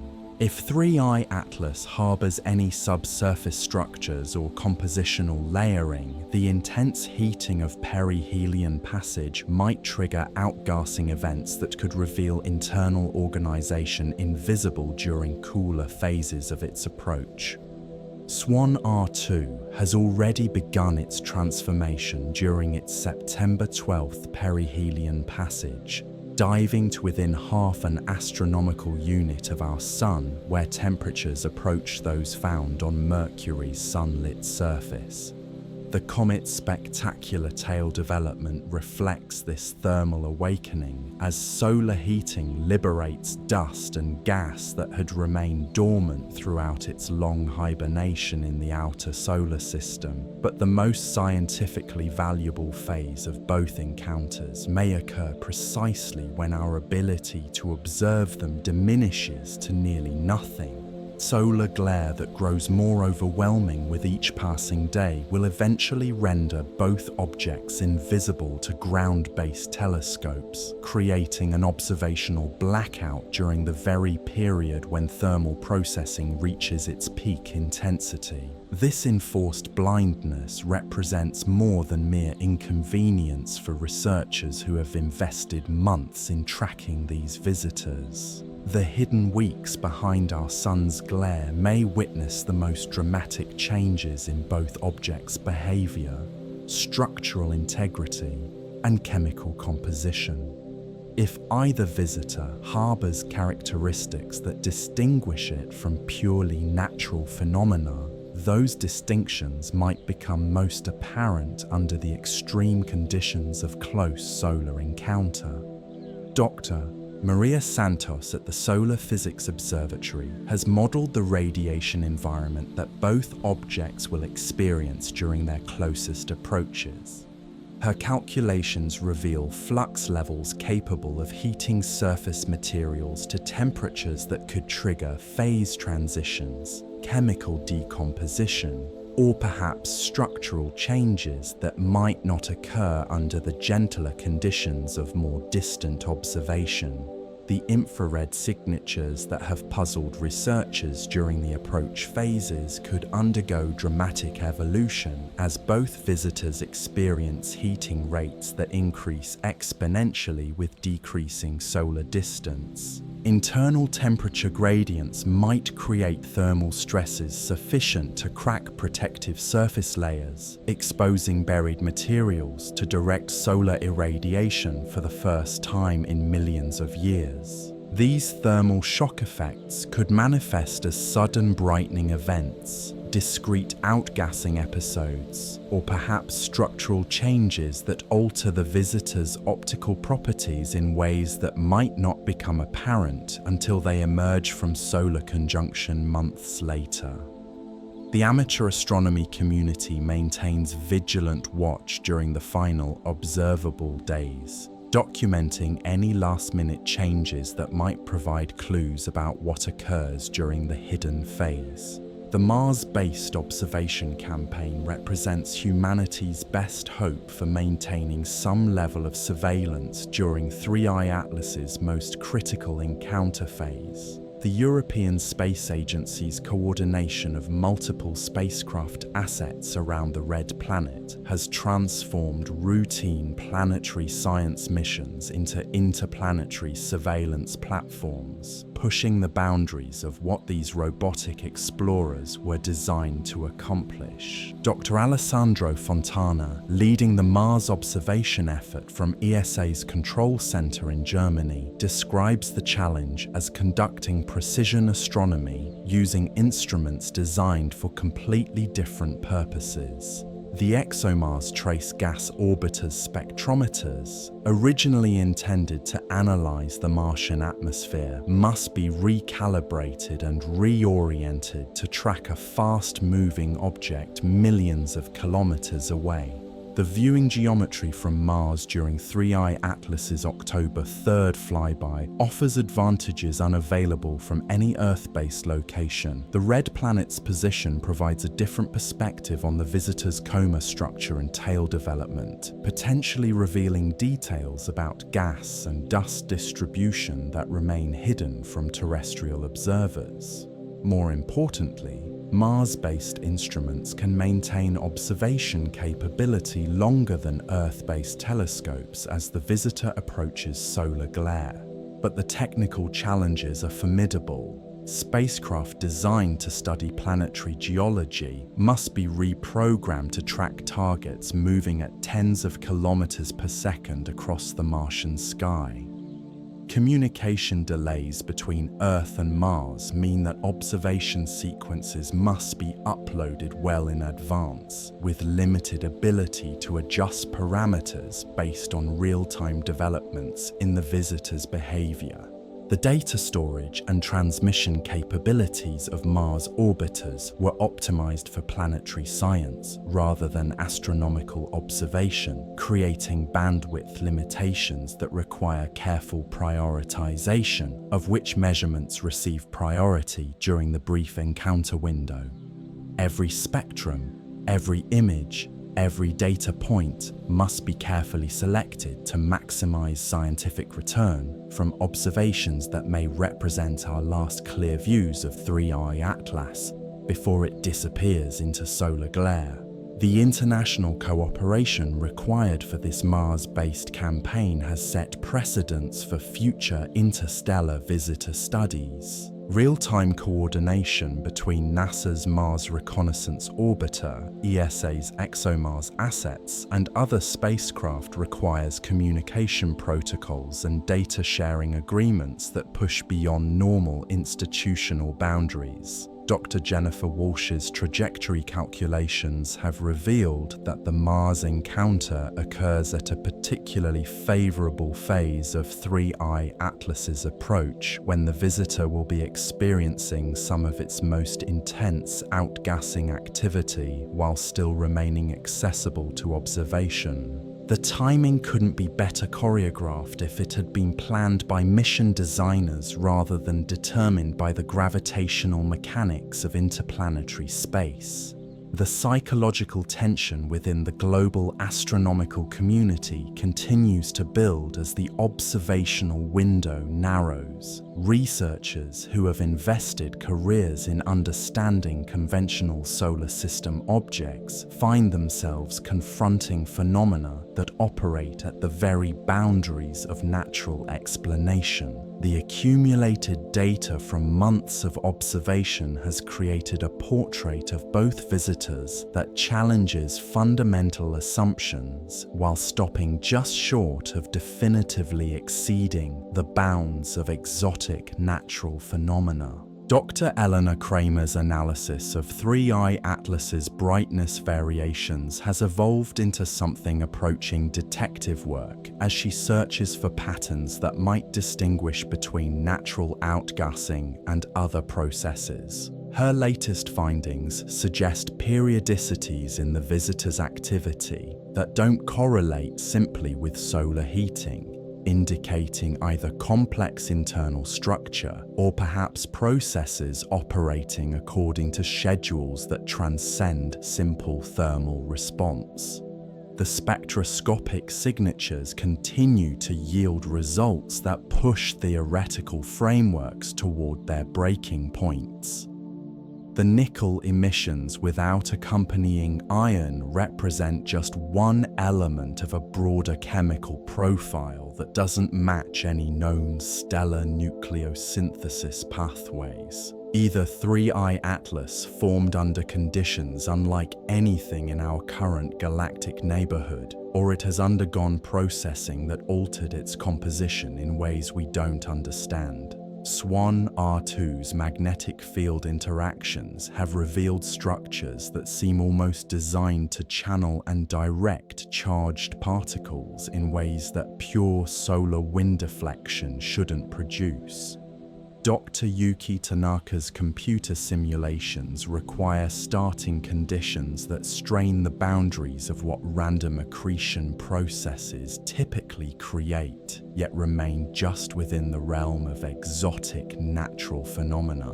The timing correlation between both visitors continues to generate statistical analyses that make coincidence seem increasingly implausible. Dr. Sarah Chen's latest calculations incorporate factors that most astronomers never consider, yet the probability numbers that emerge remain stubbornly small even after accounting for every conceivable observational bias and selection effect. object. These converging lines of evidence create a constellation of phenomena that individually might be explained through natural processes, but collectively challenge our understanding of what cosmic coincidence should look like when it involves objects displaying characteristics at the very edge of conventional explanation.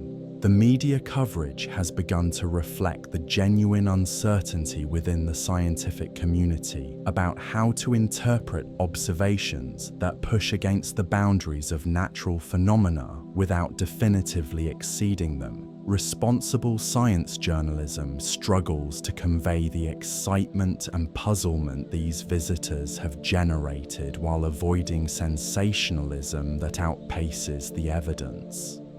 Social media platforms buzz with amateur interpretations that range from exotic natural phenomena to more speculative possibilities that reflect humanity's deep need to find pattern and purpose in events that might represent nothing more than extraordinary cosmic coincidence. The specific characteristics of this convergence provide sufficient ambiguity to support multiple interpretations, while the absence of definitive evidence allows every possibility to persist. The psychological appeal of exotic explanations reflects deeper questions about humanity's place in a universe vast enough to contain both mundane physics and possibilities that transcend our current understanding. We are pattern-seeking creatures confronting phenomena that operate on scales of space and time that challenge our conceptual frameworks for distinguishing between natural processes and something more purposeful. Dr. Robert Martinez's studies of how the public processes unusual astronomical events reveal that the same cognitive mechanisms that enable scientific discovery also predispose us to find intentional design in phenomena that might arise through natural processes operating at the extremes of probability distributions. The amateur astronomy community has documented changes in both objects that professional observatories, with their limited observing time and competing priorities, might otherwise miss. Their patient observations create temporal baselines that reveal evolution patterns unfolding over weeks and months, rather than the snapshot observations that characterize much of professional astronomy. The collaborative effort between professional and amateur observers has created an unprecedented database of information about how these visitors behave as they approach our sun. This democratic approach to astronomical research has produced insights that might not have emerged from institutional efforts alone, highlighting the value of curiosity-driven observation unconstrained by formal research protocols. The radio astronomy campaign has expanded to include facilities typically reserved for the most ambitious deep space projects.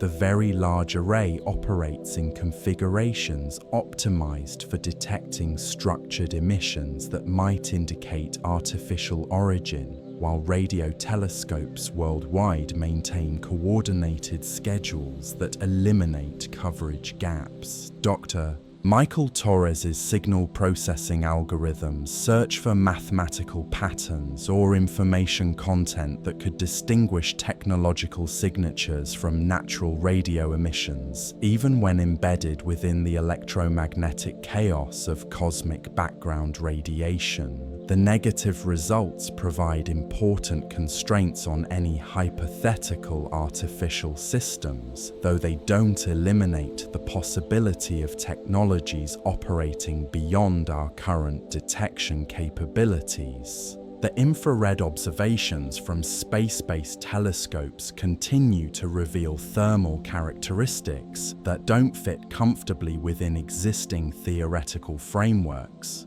Temperature distributions across both object surfaces indicate either highly heterogeneous compositions or perhaps internal processes that operate independently of simple solar heating effects.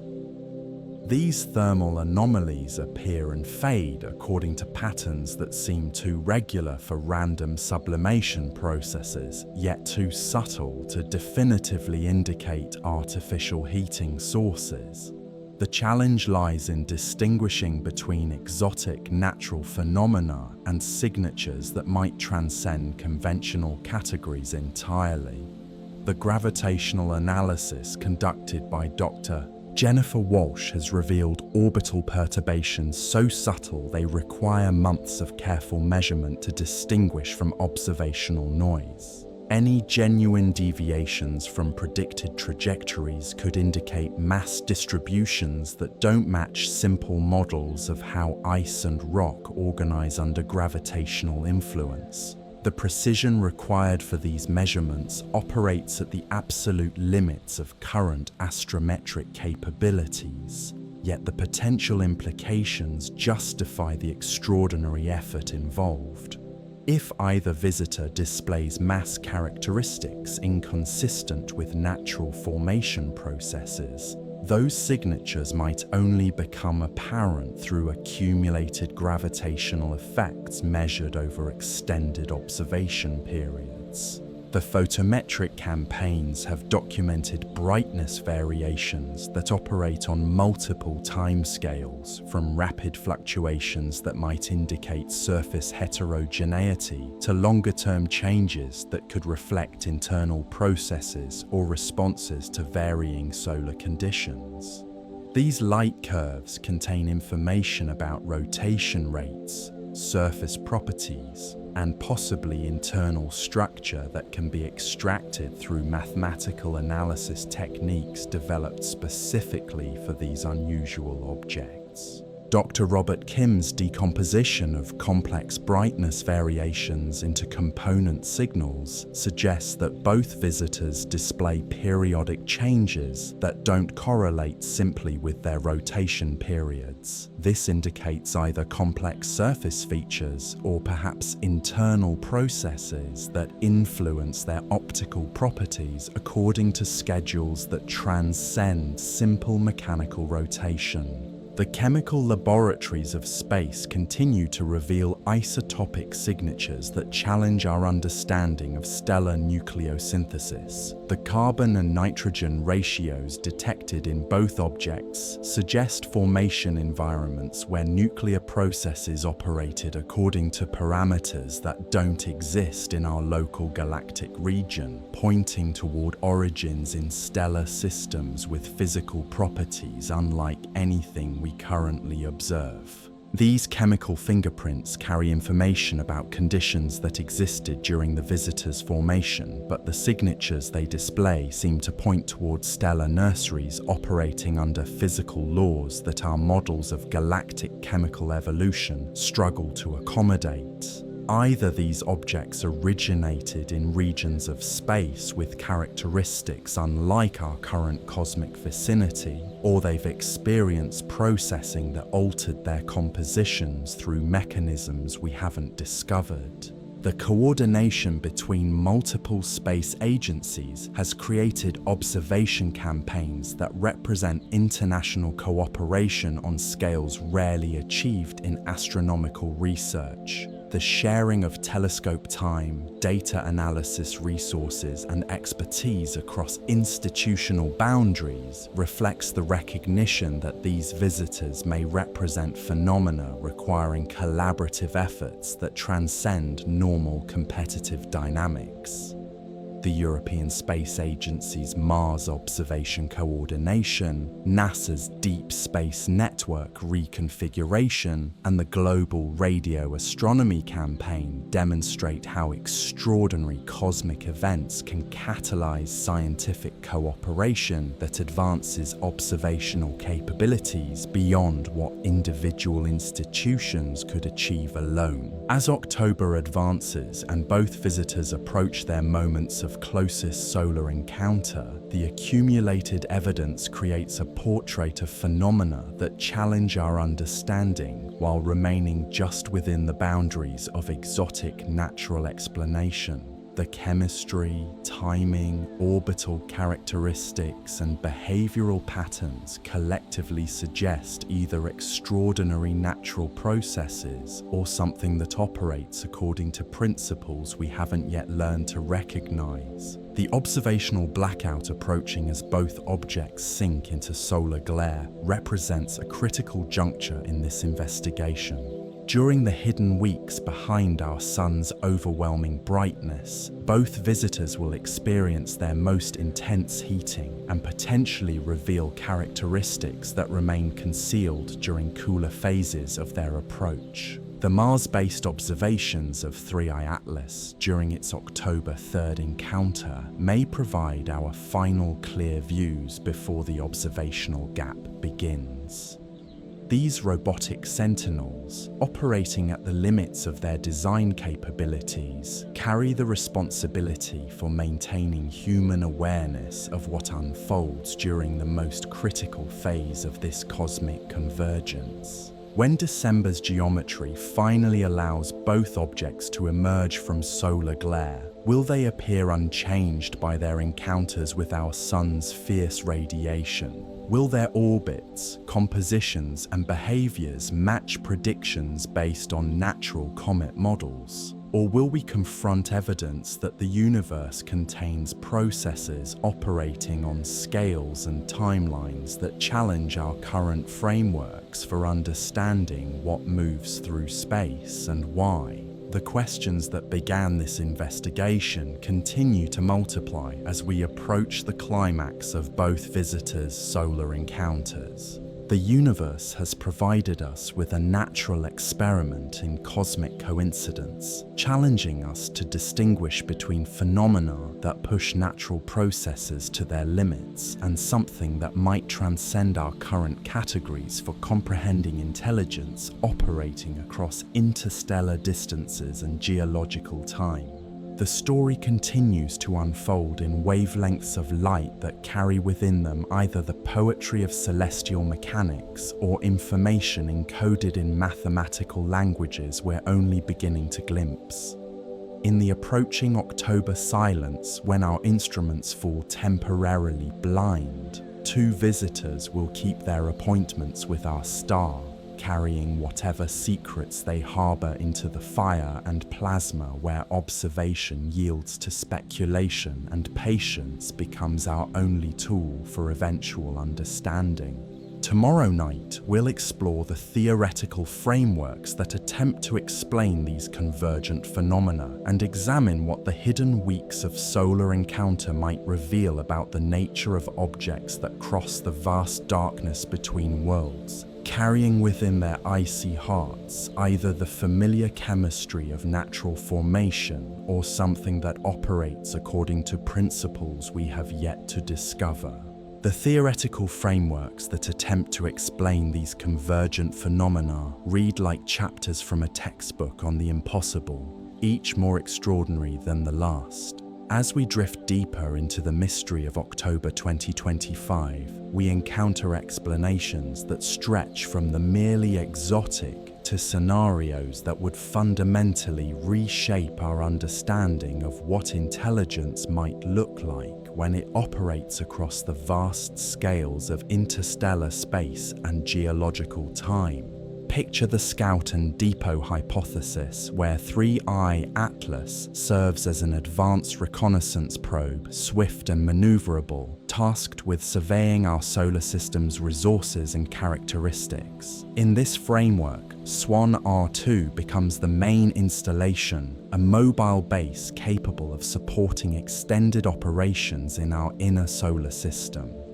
The timing of their arrivals isn't coincidental but coordinated, representing phases of a larger mission that began years or decades ago in the cold spaces between stars.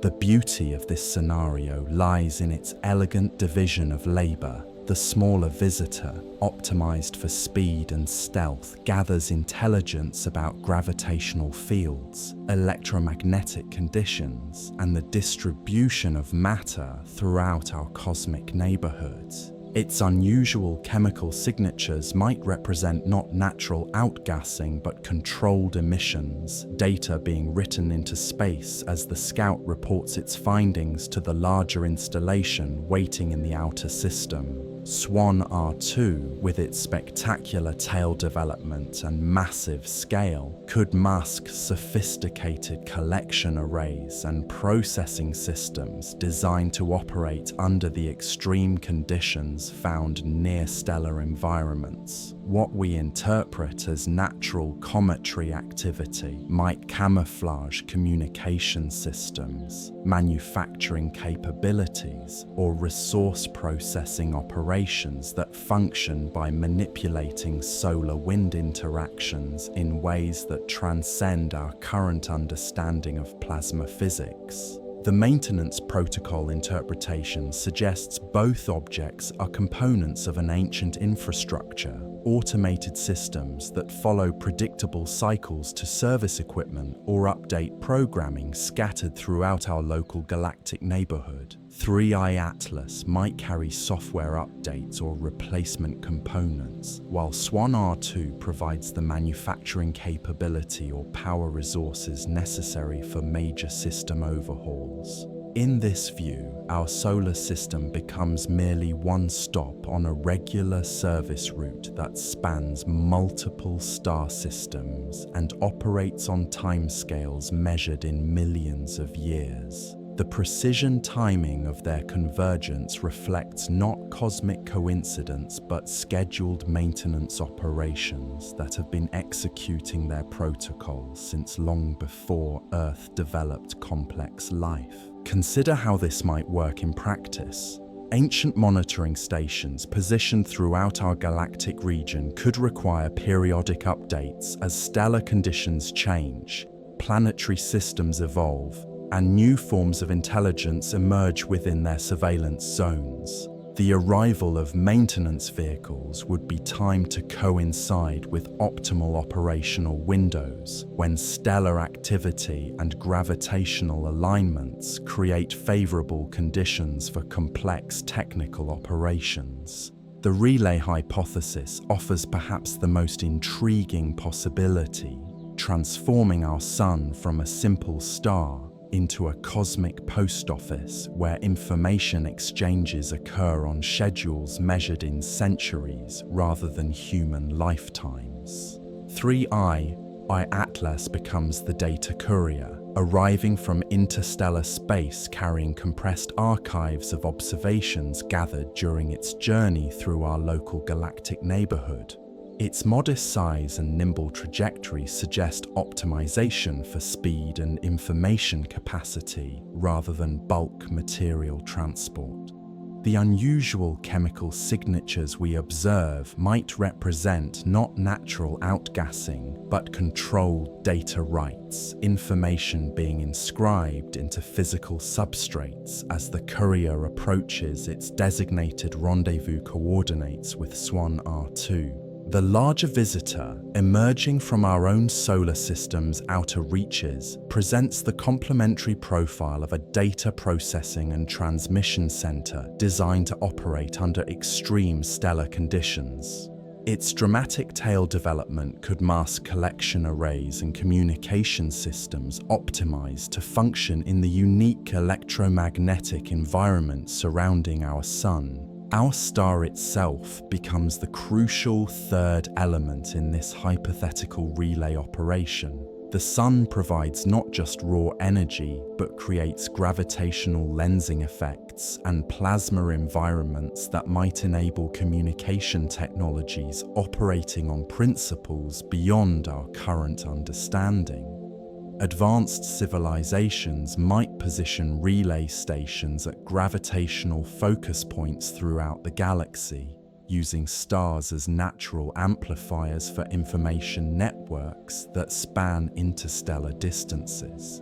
The harvest scenario paints our visitors as components of an automated resource extraction operation, arriving at our sun according to patterns established long before human civilization emerged. The smaller object functions as a surveyor and coordinator, measuring stellar output characteristics to optimize collection efficiency, while the larger installation deploys harvesting systems disguised as natural cometary activity. Imagine SWAN R2's magnificent tail as a camouflaged magnetic funnel designed to channel solar wind particles into processing systems hidden within what appears to be a natural coma.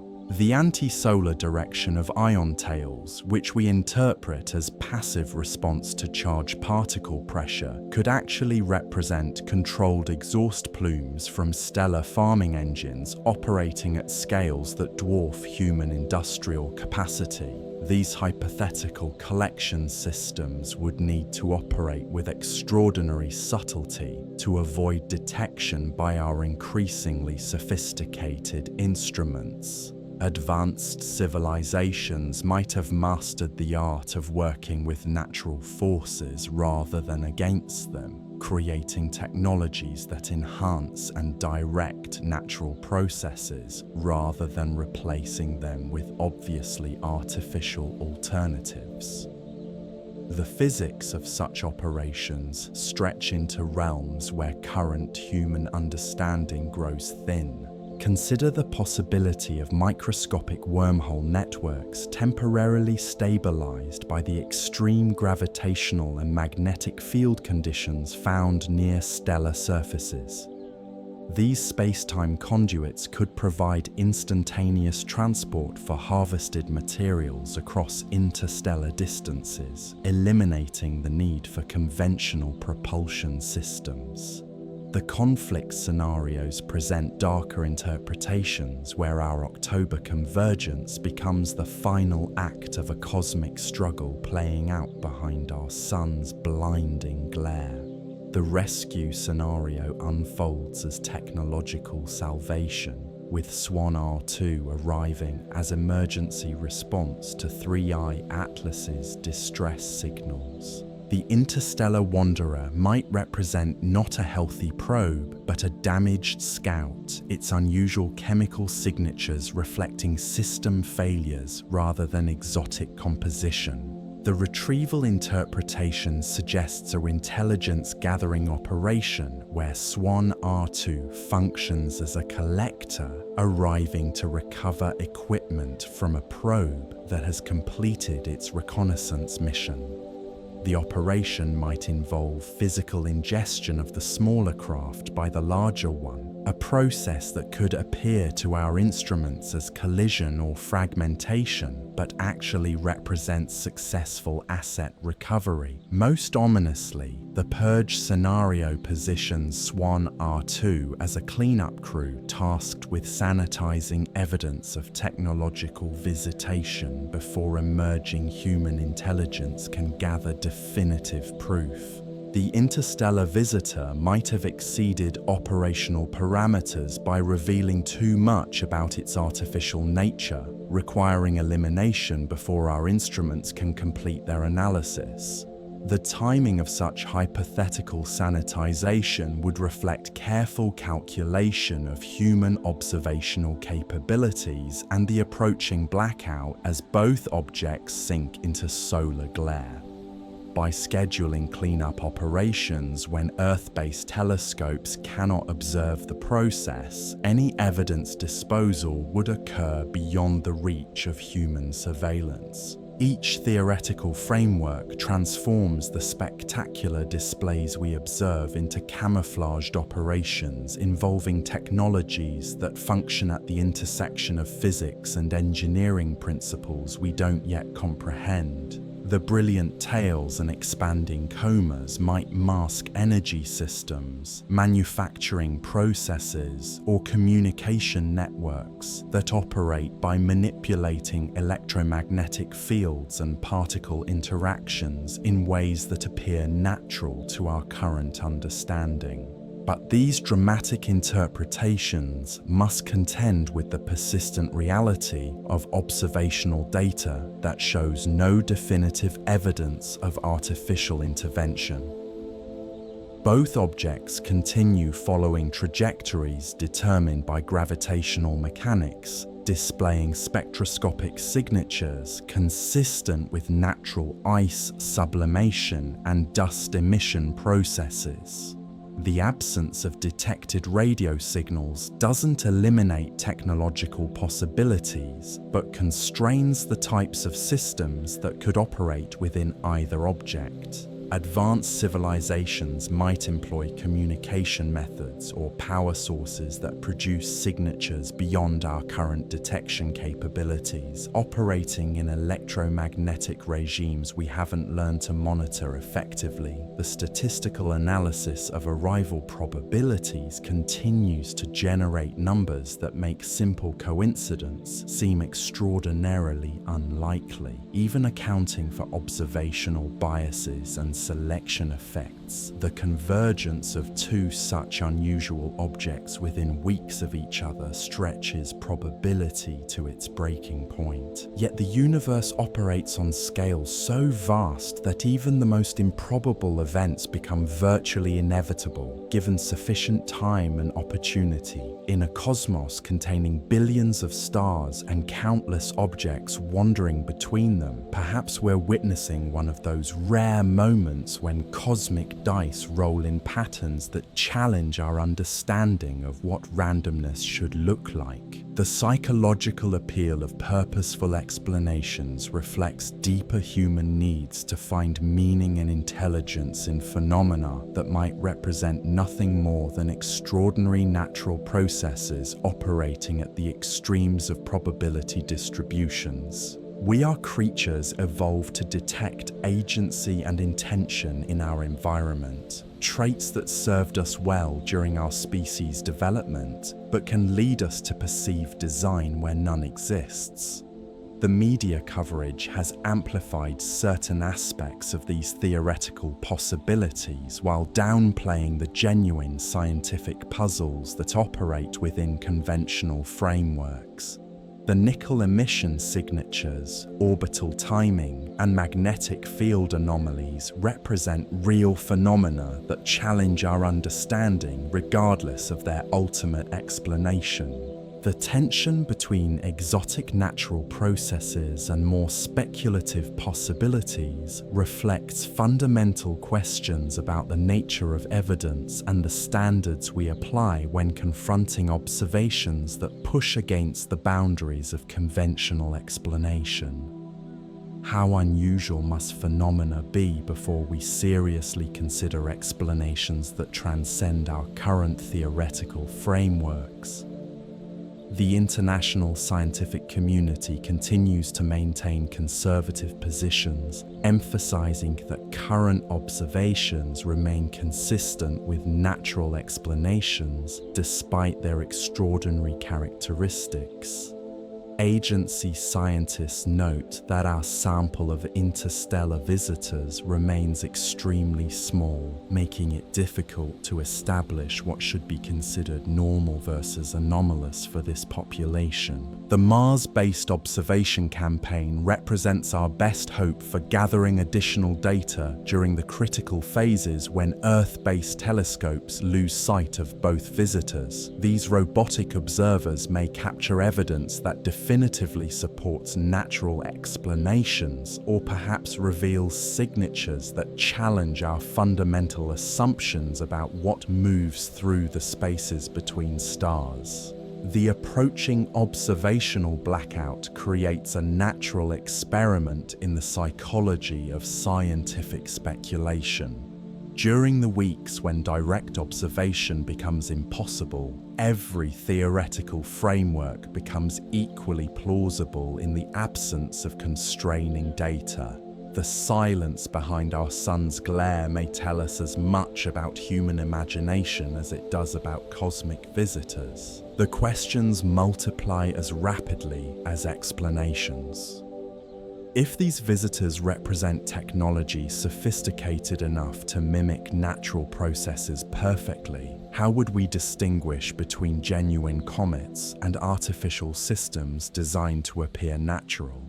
If intelligence operates on timescales measured in millions of years, would we recognize purposeful behavior when it unfolds according to schedules that dwarf human civilization? The universe has provided us with phenomena that exist at the precise threshold where natural processes become indistinguishable from sufficiently advanced technology. Whether 3I Atlas and SWAN R2 represent extraordinary examples of cosmic chemistry and physics, or something that transcends our current categories for understanding intelligence, remains hidden in the fire and plasma of our sun's corona. The theoretical frameworks we construct around these visitors reveal as much about human hopes and fears as they do about the objects themselves. In our attempts to explain the extraordinary timing, unusual chemistry, and precise orbital mechanics of this convergence, we project our deepest questions about purpose, meaning, and our place in a universe that might harbor intelligences operating on scales we can barely comprehend. As October advances and both visitors approach their hidden encounters behind our sun's overwhelming glare, the theoretical possibilities remain suspended in a state of quantum superposition, neither confirmed nor eliminated by the available evidence. The resolution of these competing explanations awaits the patient accumulation of data and the eventual emergence of both objects from their solar conjunction. Tomorrow night, we'll explore what the observational blackout might reveal about the limits of human knowledge when confronted with phenomena that operate beyond the reach of our instruments.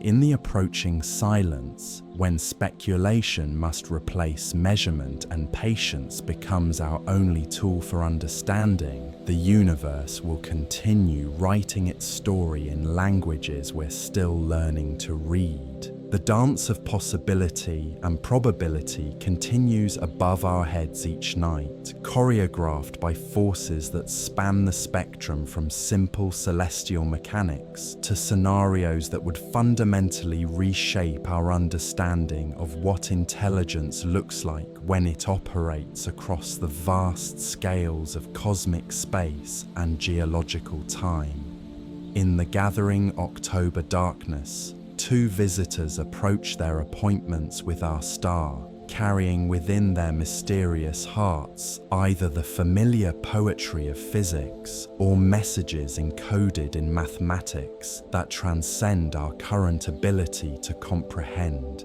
The silence that approaches carries within it both promise and peril for our understanding of these cosmic mysteries. As both visitors sink deeper into the solar furnace that will soon blind our earthbound instruments, we find ourselves standing at the threshold of a period that may prove more revealing than all our months of careful observation combined. Consider what awaits in the hidden theater behind our sun's overwhelming radiance. There, in conditions that exist nowhere else in our solar system, both 3I Atlas and SWAN R2 will undergo transformations that could either confirm their mundane nature or reveal characteristics that challenge everything we thought we knew about what wanders through the cosmic deep. The approaching observational blackout represents more than mere technical limitation. It creates a natural laboratory where the most extreme stellar conditions will subject both visitors to tests that no earthbound facility could ever replicate. Solar radiation levels that could vaporize steel will penetrate surface layers that have remained frozen since their formation, potentially triggering chemical cascades that reveal internal compositions invisible during cooler phases. Dr. Helena Morrison at the Cambridge Institute for Theoretical Astrophysics has constructed models of what might unfold during these hidden encounters. Her calculations suggest that the intense heating could create pressure differentials within both objects sufficient to crack protective surface crusts, exposing buried materials to direct solar bombardment for the first time in millions of years. These thermal shock events could manifest as sudden structural changes, explosive outgassing episodes, or perhaps alterations in surface reflectivity that won't become apparent until both visitors emerge from solar conjunction months later. The challenge lies in predicting which of countless possible responses might occur when interstellar chemistry meets the full fury of our sun's electromagnetic output.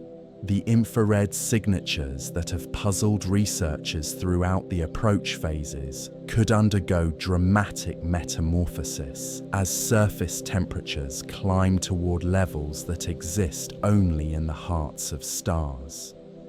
Molecular bonds that remained stable throughout the cold journey from distant stellar systems might finally succumb to thermal stress, releasing gases that carry within them the chemical fingerprints of alien worlds. SWAN R2's magnificent tail structures face their own trials during this solar crucible. The delicate balance between solar radiation pressure and gravitational attraction that creates the gossamer streams we observe from Earth will be tested under conditions that could either enhance the spectacle or perhaps alter its fundamental character in ways that confound our theoretical expectations.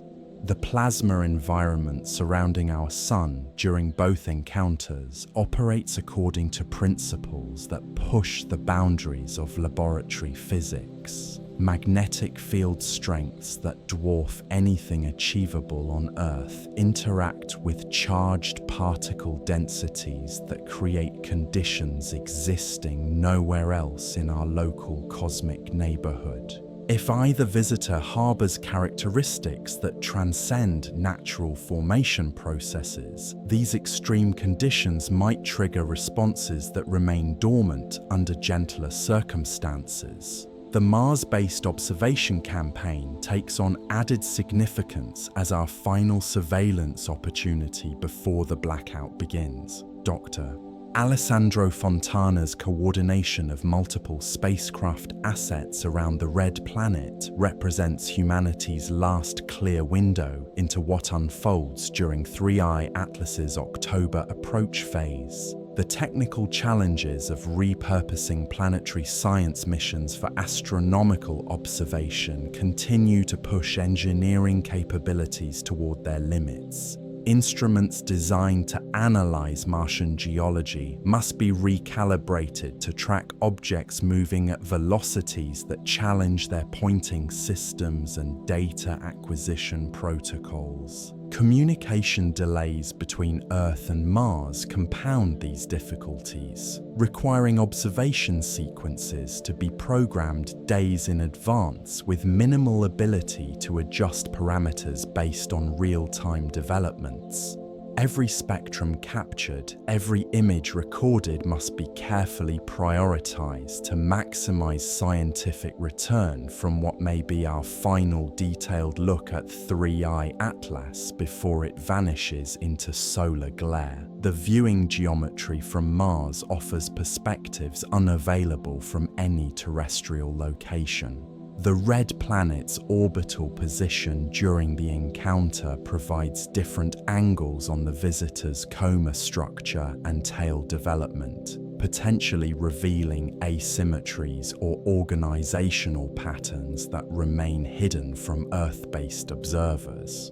But even these robotic sentinels face limitations as both visitors approach their most scientifically interesting phases.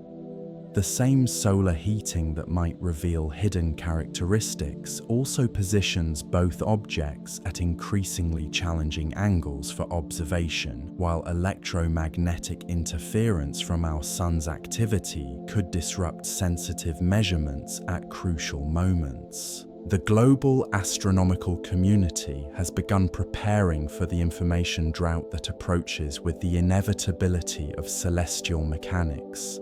Observatory directors juggle observation schedules to maximize coverage during the final observable weeks, while data analysis teams prepare to extract every possible insight from measurements that may need to sustain theoretical investigations for months. The Amateur Astronomy Network has mobilized with unprecedented coordination to document final changes in both visitors before they disappear from view. These dedicated observers, operating across 6 continents and multiple time zones, create temporal coverage that professional institutions cannot match due to scheduling constraints and competing research priorities. Their patient vigil has already revealed subtle variations in both objects that might otherwise have been lost between formal observation campaigns. The green coloration of 3I Atlas shows evolutionary patterns that correlate with specific regions of its developing coma, while SWAN R2's tail structures display organizational changes that unfold over days, rather than the weeks typically associated with natural cometary processes. The psychological dimension of approaching silence has begun to influence how researchers interpret the accumulated evidence.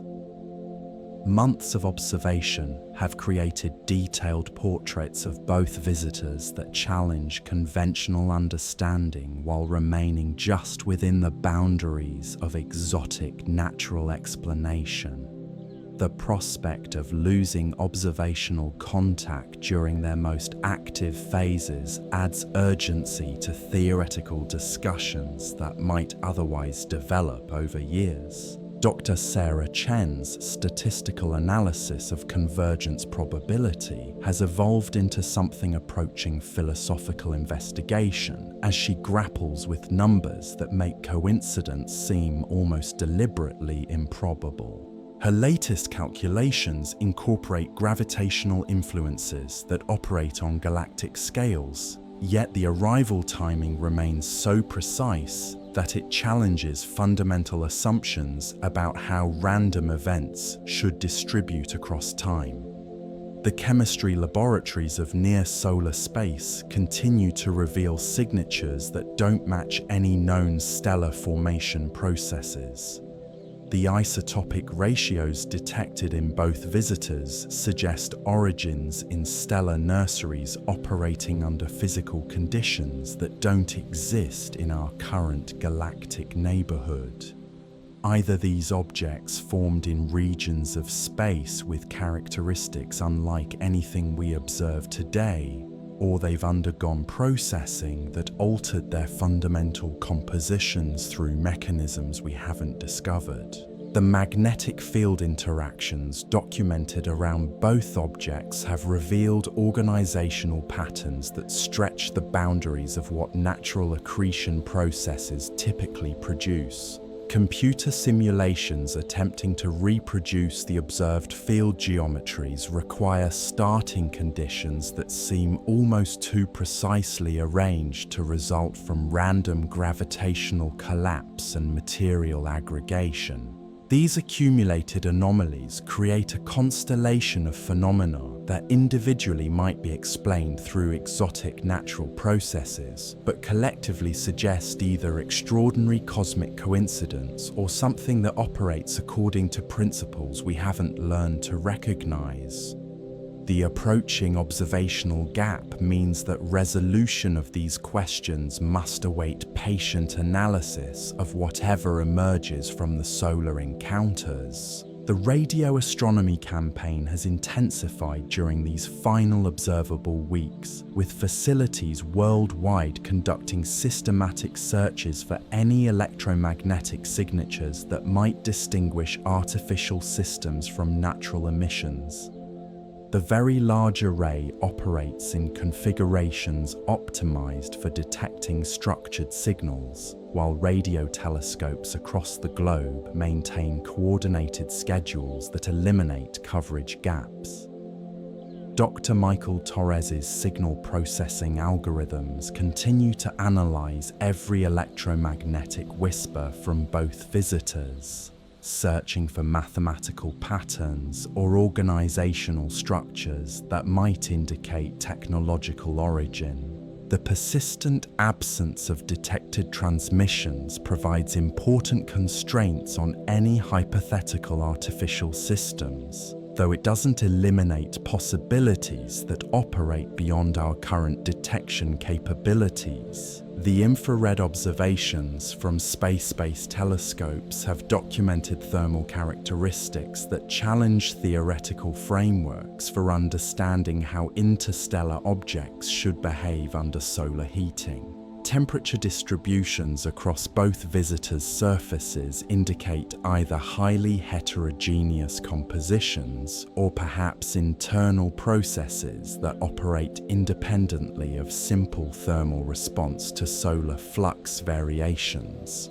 These thermal anomalies appear and fade according to patterns that seem too regular for random sublimation processes, yet too subtle to definitively indicate artificial heating sources. The challenge lies in distinguishing between natural phenomena operating at the exotic end of probability distributions and signatures that might transcend conventional categories entirely. The gravitational measurements conducted with extraordinary precision have revealed orbital perturbations so minute they require months of careful analysis to distinguish from instrumental noise. Any genuine deviations from predicted trajectories could indicate mass distributions or internal structures that don't match simple models of how ice and rock organize under gravitational influence alone. The photometric campaigns have documented brightness variations operating on multiple timescales, from rapid fluctuations that might reflect surface heterogeneity to longer-term changes that could indicate internal processes responding to varying solar conditions. These light curves contain encrypted information about rotation rates, surface properties, and possibly internal architecture that mathematical analysis techniques might eventually decode. The coordination between professional and amateur observers has created an unprecedented database documenting how these visitors evolve as they approach our sun. This collaborative effort represents astronomy at its most democratic, with contributions ranging from Nobel laureates to high school students united in their curiosity about what moves through the darkness between worlds. The interdisciplinary nature of questions raised by both visitors has brought together specialists who rarely interact under normal circumstances. Radio astronomers collaborate with plasma physicists, while organic chemists consult with orbital dynamicists to understand how complex molecules might behave under the extreme conditions of near-solar space. Dr. Lisa Chang's algorithms for detecting artificial signals have been adapted for analyzing natural phenomena that operate at the boundaries of conventional astrophysical explanation. These techniques, originally developed for searching for extraterrestrial intelligence, provide new tools for examining cosmic processes that challenge our theoretical frameworks. The broader implications of this convergence extend far beyond the specific characteristics of two individual objects.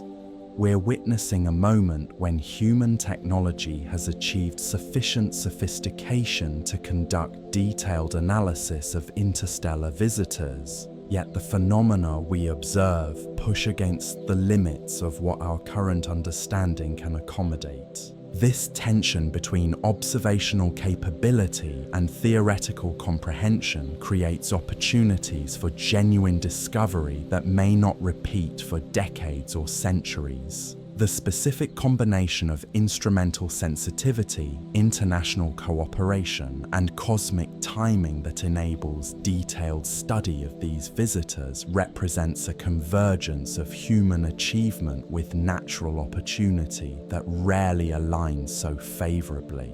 The approaching silence behind our sun's overwhelming glare will test more than just our observational capabilities.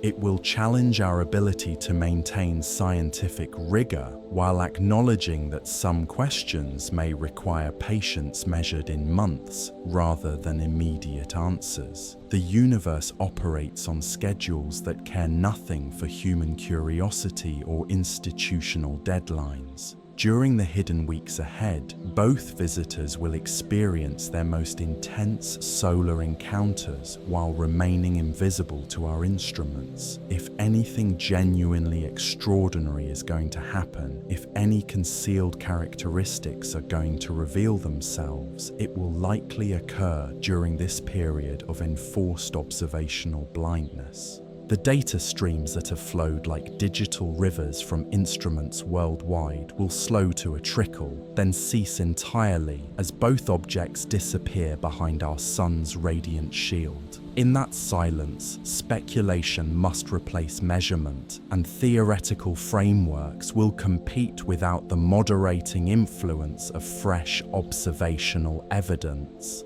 The questions that have accumulated throughout months of study will persist unanswered during this cosmic intermission. The unusual chemistry, the precise timing, the orbital mechanics that seem almost choreographed, all will remain suspended in a state of scientific uncertainty until both visitors emerge from their solar encounters. Some researchers have begun preparing for the possibility that one or both objects might not survive their close solar approaches. The intense heating and gravitational stresses could fragment smaller objects or alter their trajectories in ways that make post-encounter observation difficult or impossible. Others anticipate that both visitors will emerge fundamentally unchanged, their passage through the solar furnace confirming natural explanations for all the anomalous characteristics that have generated months of speculation and investigation. The persistence of exotic chemistry and unusual behavior under extreme conditions might actually strengthen arguments for natural origins operating at the far edges of probability distributions. But there remains a third possibility that keeps some astronomers awake through the pre-dawn hours, staring at computer screens filled with data that refuses to resolve into comfortable explanations. What if both visitors emerge from their solar encounters displaying characteristics that definitively exceed the boundaries of natural phenomena as we currently understand them? The theoretical frameworks we've constructed around these objects might prove inadequate for explaining what emerges from the fire and plasma of near-solar space. Observations that currently suggest exotic natural processes might transform into evidence for something that challenges our fundamental assumptions about what intelligence looks like when it operates across interstellar distances and geological time. The approaching October silence represents more than just an observational gap in our coverage of these cosmic visitors. It creates a natural experiment in the limits of human knowledge when confronted with phenomena that operate beyond the reach of our instruments and the boundaries of our theoretical frameworks. In that silence, the universe will continue writing its story in languages of plasma and magnetic field, thermal radiation and gravitational interaction. Whether that story tells of natural processes operating at extraordinary scales or something that transcends our current categories for understanding cosmic intelligence remains hidden behind the approaching glare of our sun. When December's orbital geometry finally allows both objects to emerge from solar conjunction, we may find ourselves confronting evidence that reshapes our understanding of what moves through the spaces between stars and why. Or we may discover that the universe's capacity for natural coincidence exceeds even our most generous estimates of what probability should allow. The cosmic dance continues above our heads each night, choreographed by forces that span from simple gravitational mechanics to possibilities that stretch toward the very edges of what we're prepared to accept as real. In the gathering October darkness, two visitors approach their appointments with our star, carrying within their mysterious hearts either familiar physics or mathematics that encode messages we're only beginning to glimpse. Tomorrow night, we'll explore what emergence from solar conjunction might reveal about the nature of cosmic visitors and examine how the hidden weeks of October 2025 could become either a footnote in astronomical history or the beginning of humanity's recognition that we may not be alone in our curiosity about the deepest mysteries of existence itself. The silence approaches with the inevitability of celestial mechanics, promising revelation or disappointment in equal measure. In that approaching darkness, where observation yields to speculation and patience becomes our only tool for understanding, the universe keeps its secrets well, revealing them only to those sophisticated enough to ask the right questions and patient enough to wait for answers that may transcend everything we thought we knew about what moves through the infinite spaces between worlds. As we reach the end of our journey through the extraordinary convergence of October 2025, we find ourselves standing at the threshold between the known and the unknowable, witnesses to one of the most remarkable cosmic encounters in recorded history. Two visitors from vastly different origins have traced paths across the void that challenge our understanding of coincidence, chemistry, and perhaps the very nature of what intelligence might look like when it operates across the vast scales of space and time. Whether 3I, Atlas, and SWAN R2 prove to be exotic examples of natural processes pushed to their absolute limits, or something that transcends our current categories for understanding what moves through the cosmos, they have already transformed our perspective on the universe we inhabit. The green-tinged wanderer from interstellar space and its spectacular companion from our solar system's edge have shown us that reality operates according to principles far stranger and more wonderful than our theories predicted. Tonight, as you drift towards sleep beneath the same stars that have guided these cosmic travelers across millions of years and countless kilometers of emptiness, remember that you are witnessing a moment of unprecedented discovery. The instruments that strain to capture their final photons before solar glare claims them, the algorithms that search for patterns in their electromagnetic whispers, the dedicated observers who maintain vigil through the night, all represent humanity's deepest desire to understand our place in the infinite tapestry of existence. The October silence that approaches may hold answers that reshape our understanding of what moves through the darkness between worlds. Or it may simply remind us that the universe's capacity for coincidence exceeds even our most generous estimates of what probability should allow. Either way, we have been privileged to witness something extraordinary unfolding in the cosmic theater above our heads. Sweet dreams, fellow travelers in this vast and mysterious cosmos. The dance of discovery continues, and we are all part of the choreography. I hope you enjoyed spending time here with me at Boring Science Channel. I'll be back again tomorrow, as always. Until then, stay curious and keep your sense of wonder alive. Bye. Keep your sense of wonder alive. Bye.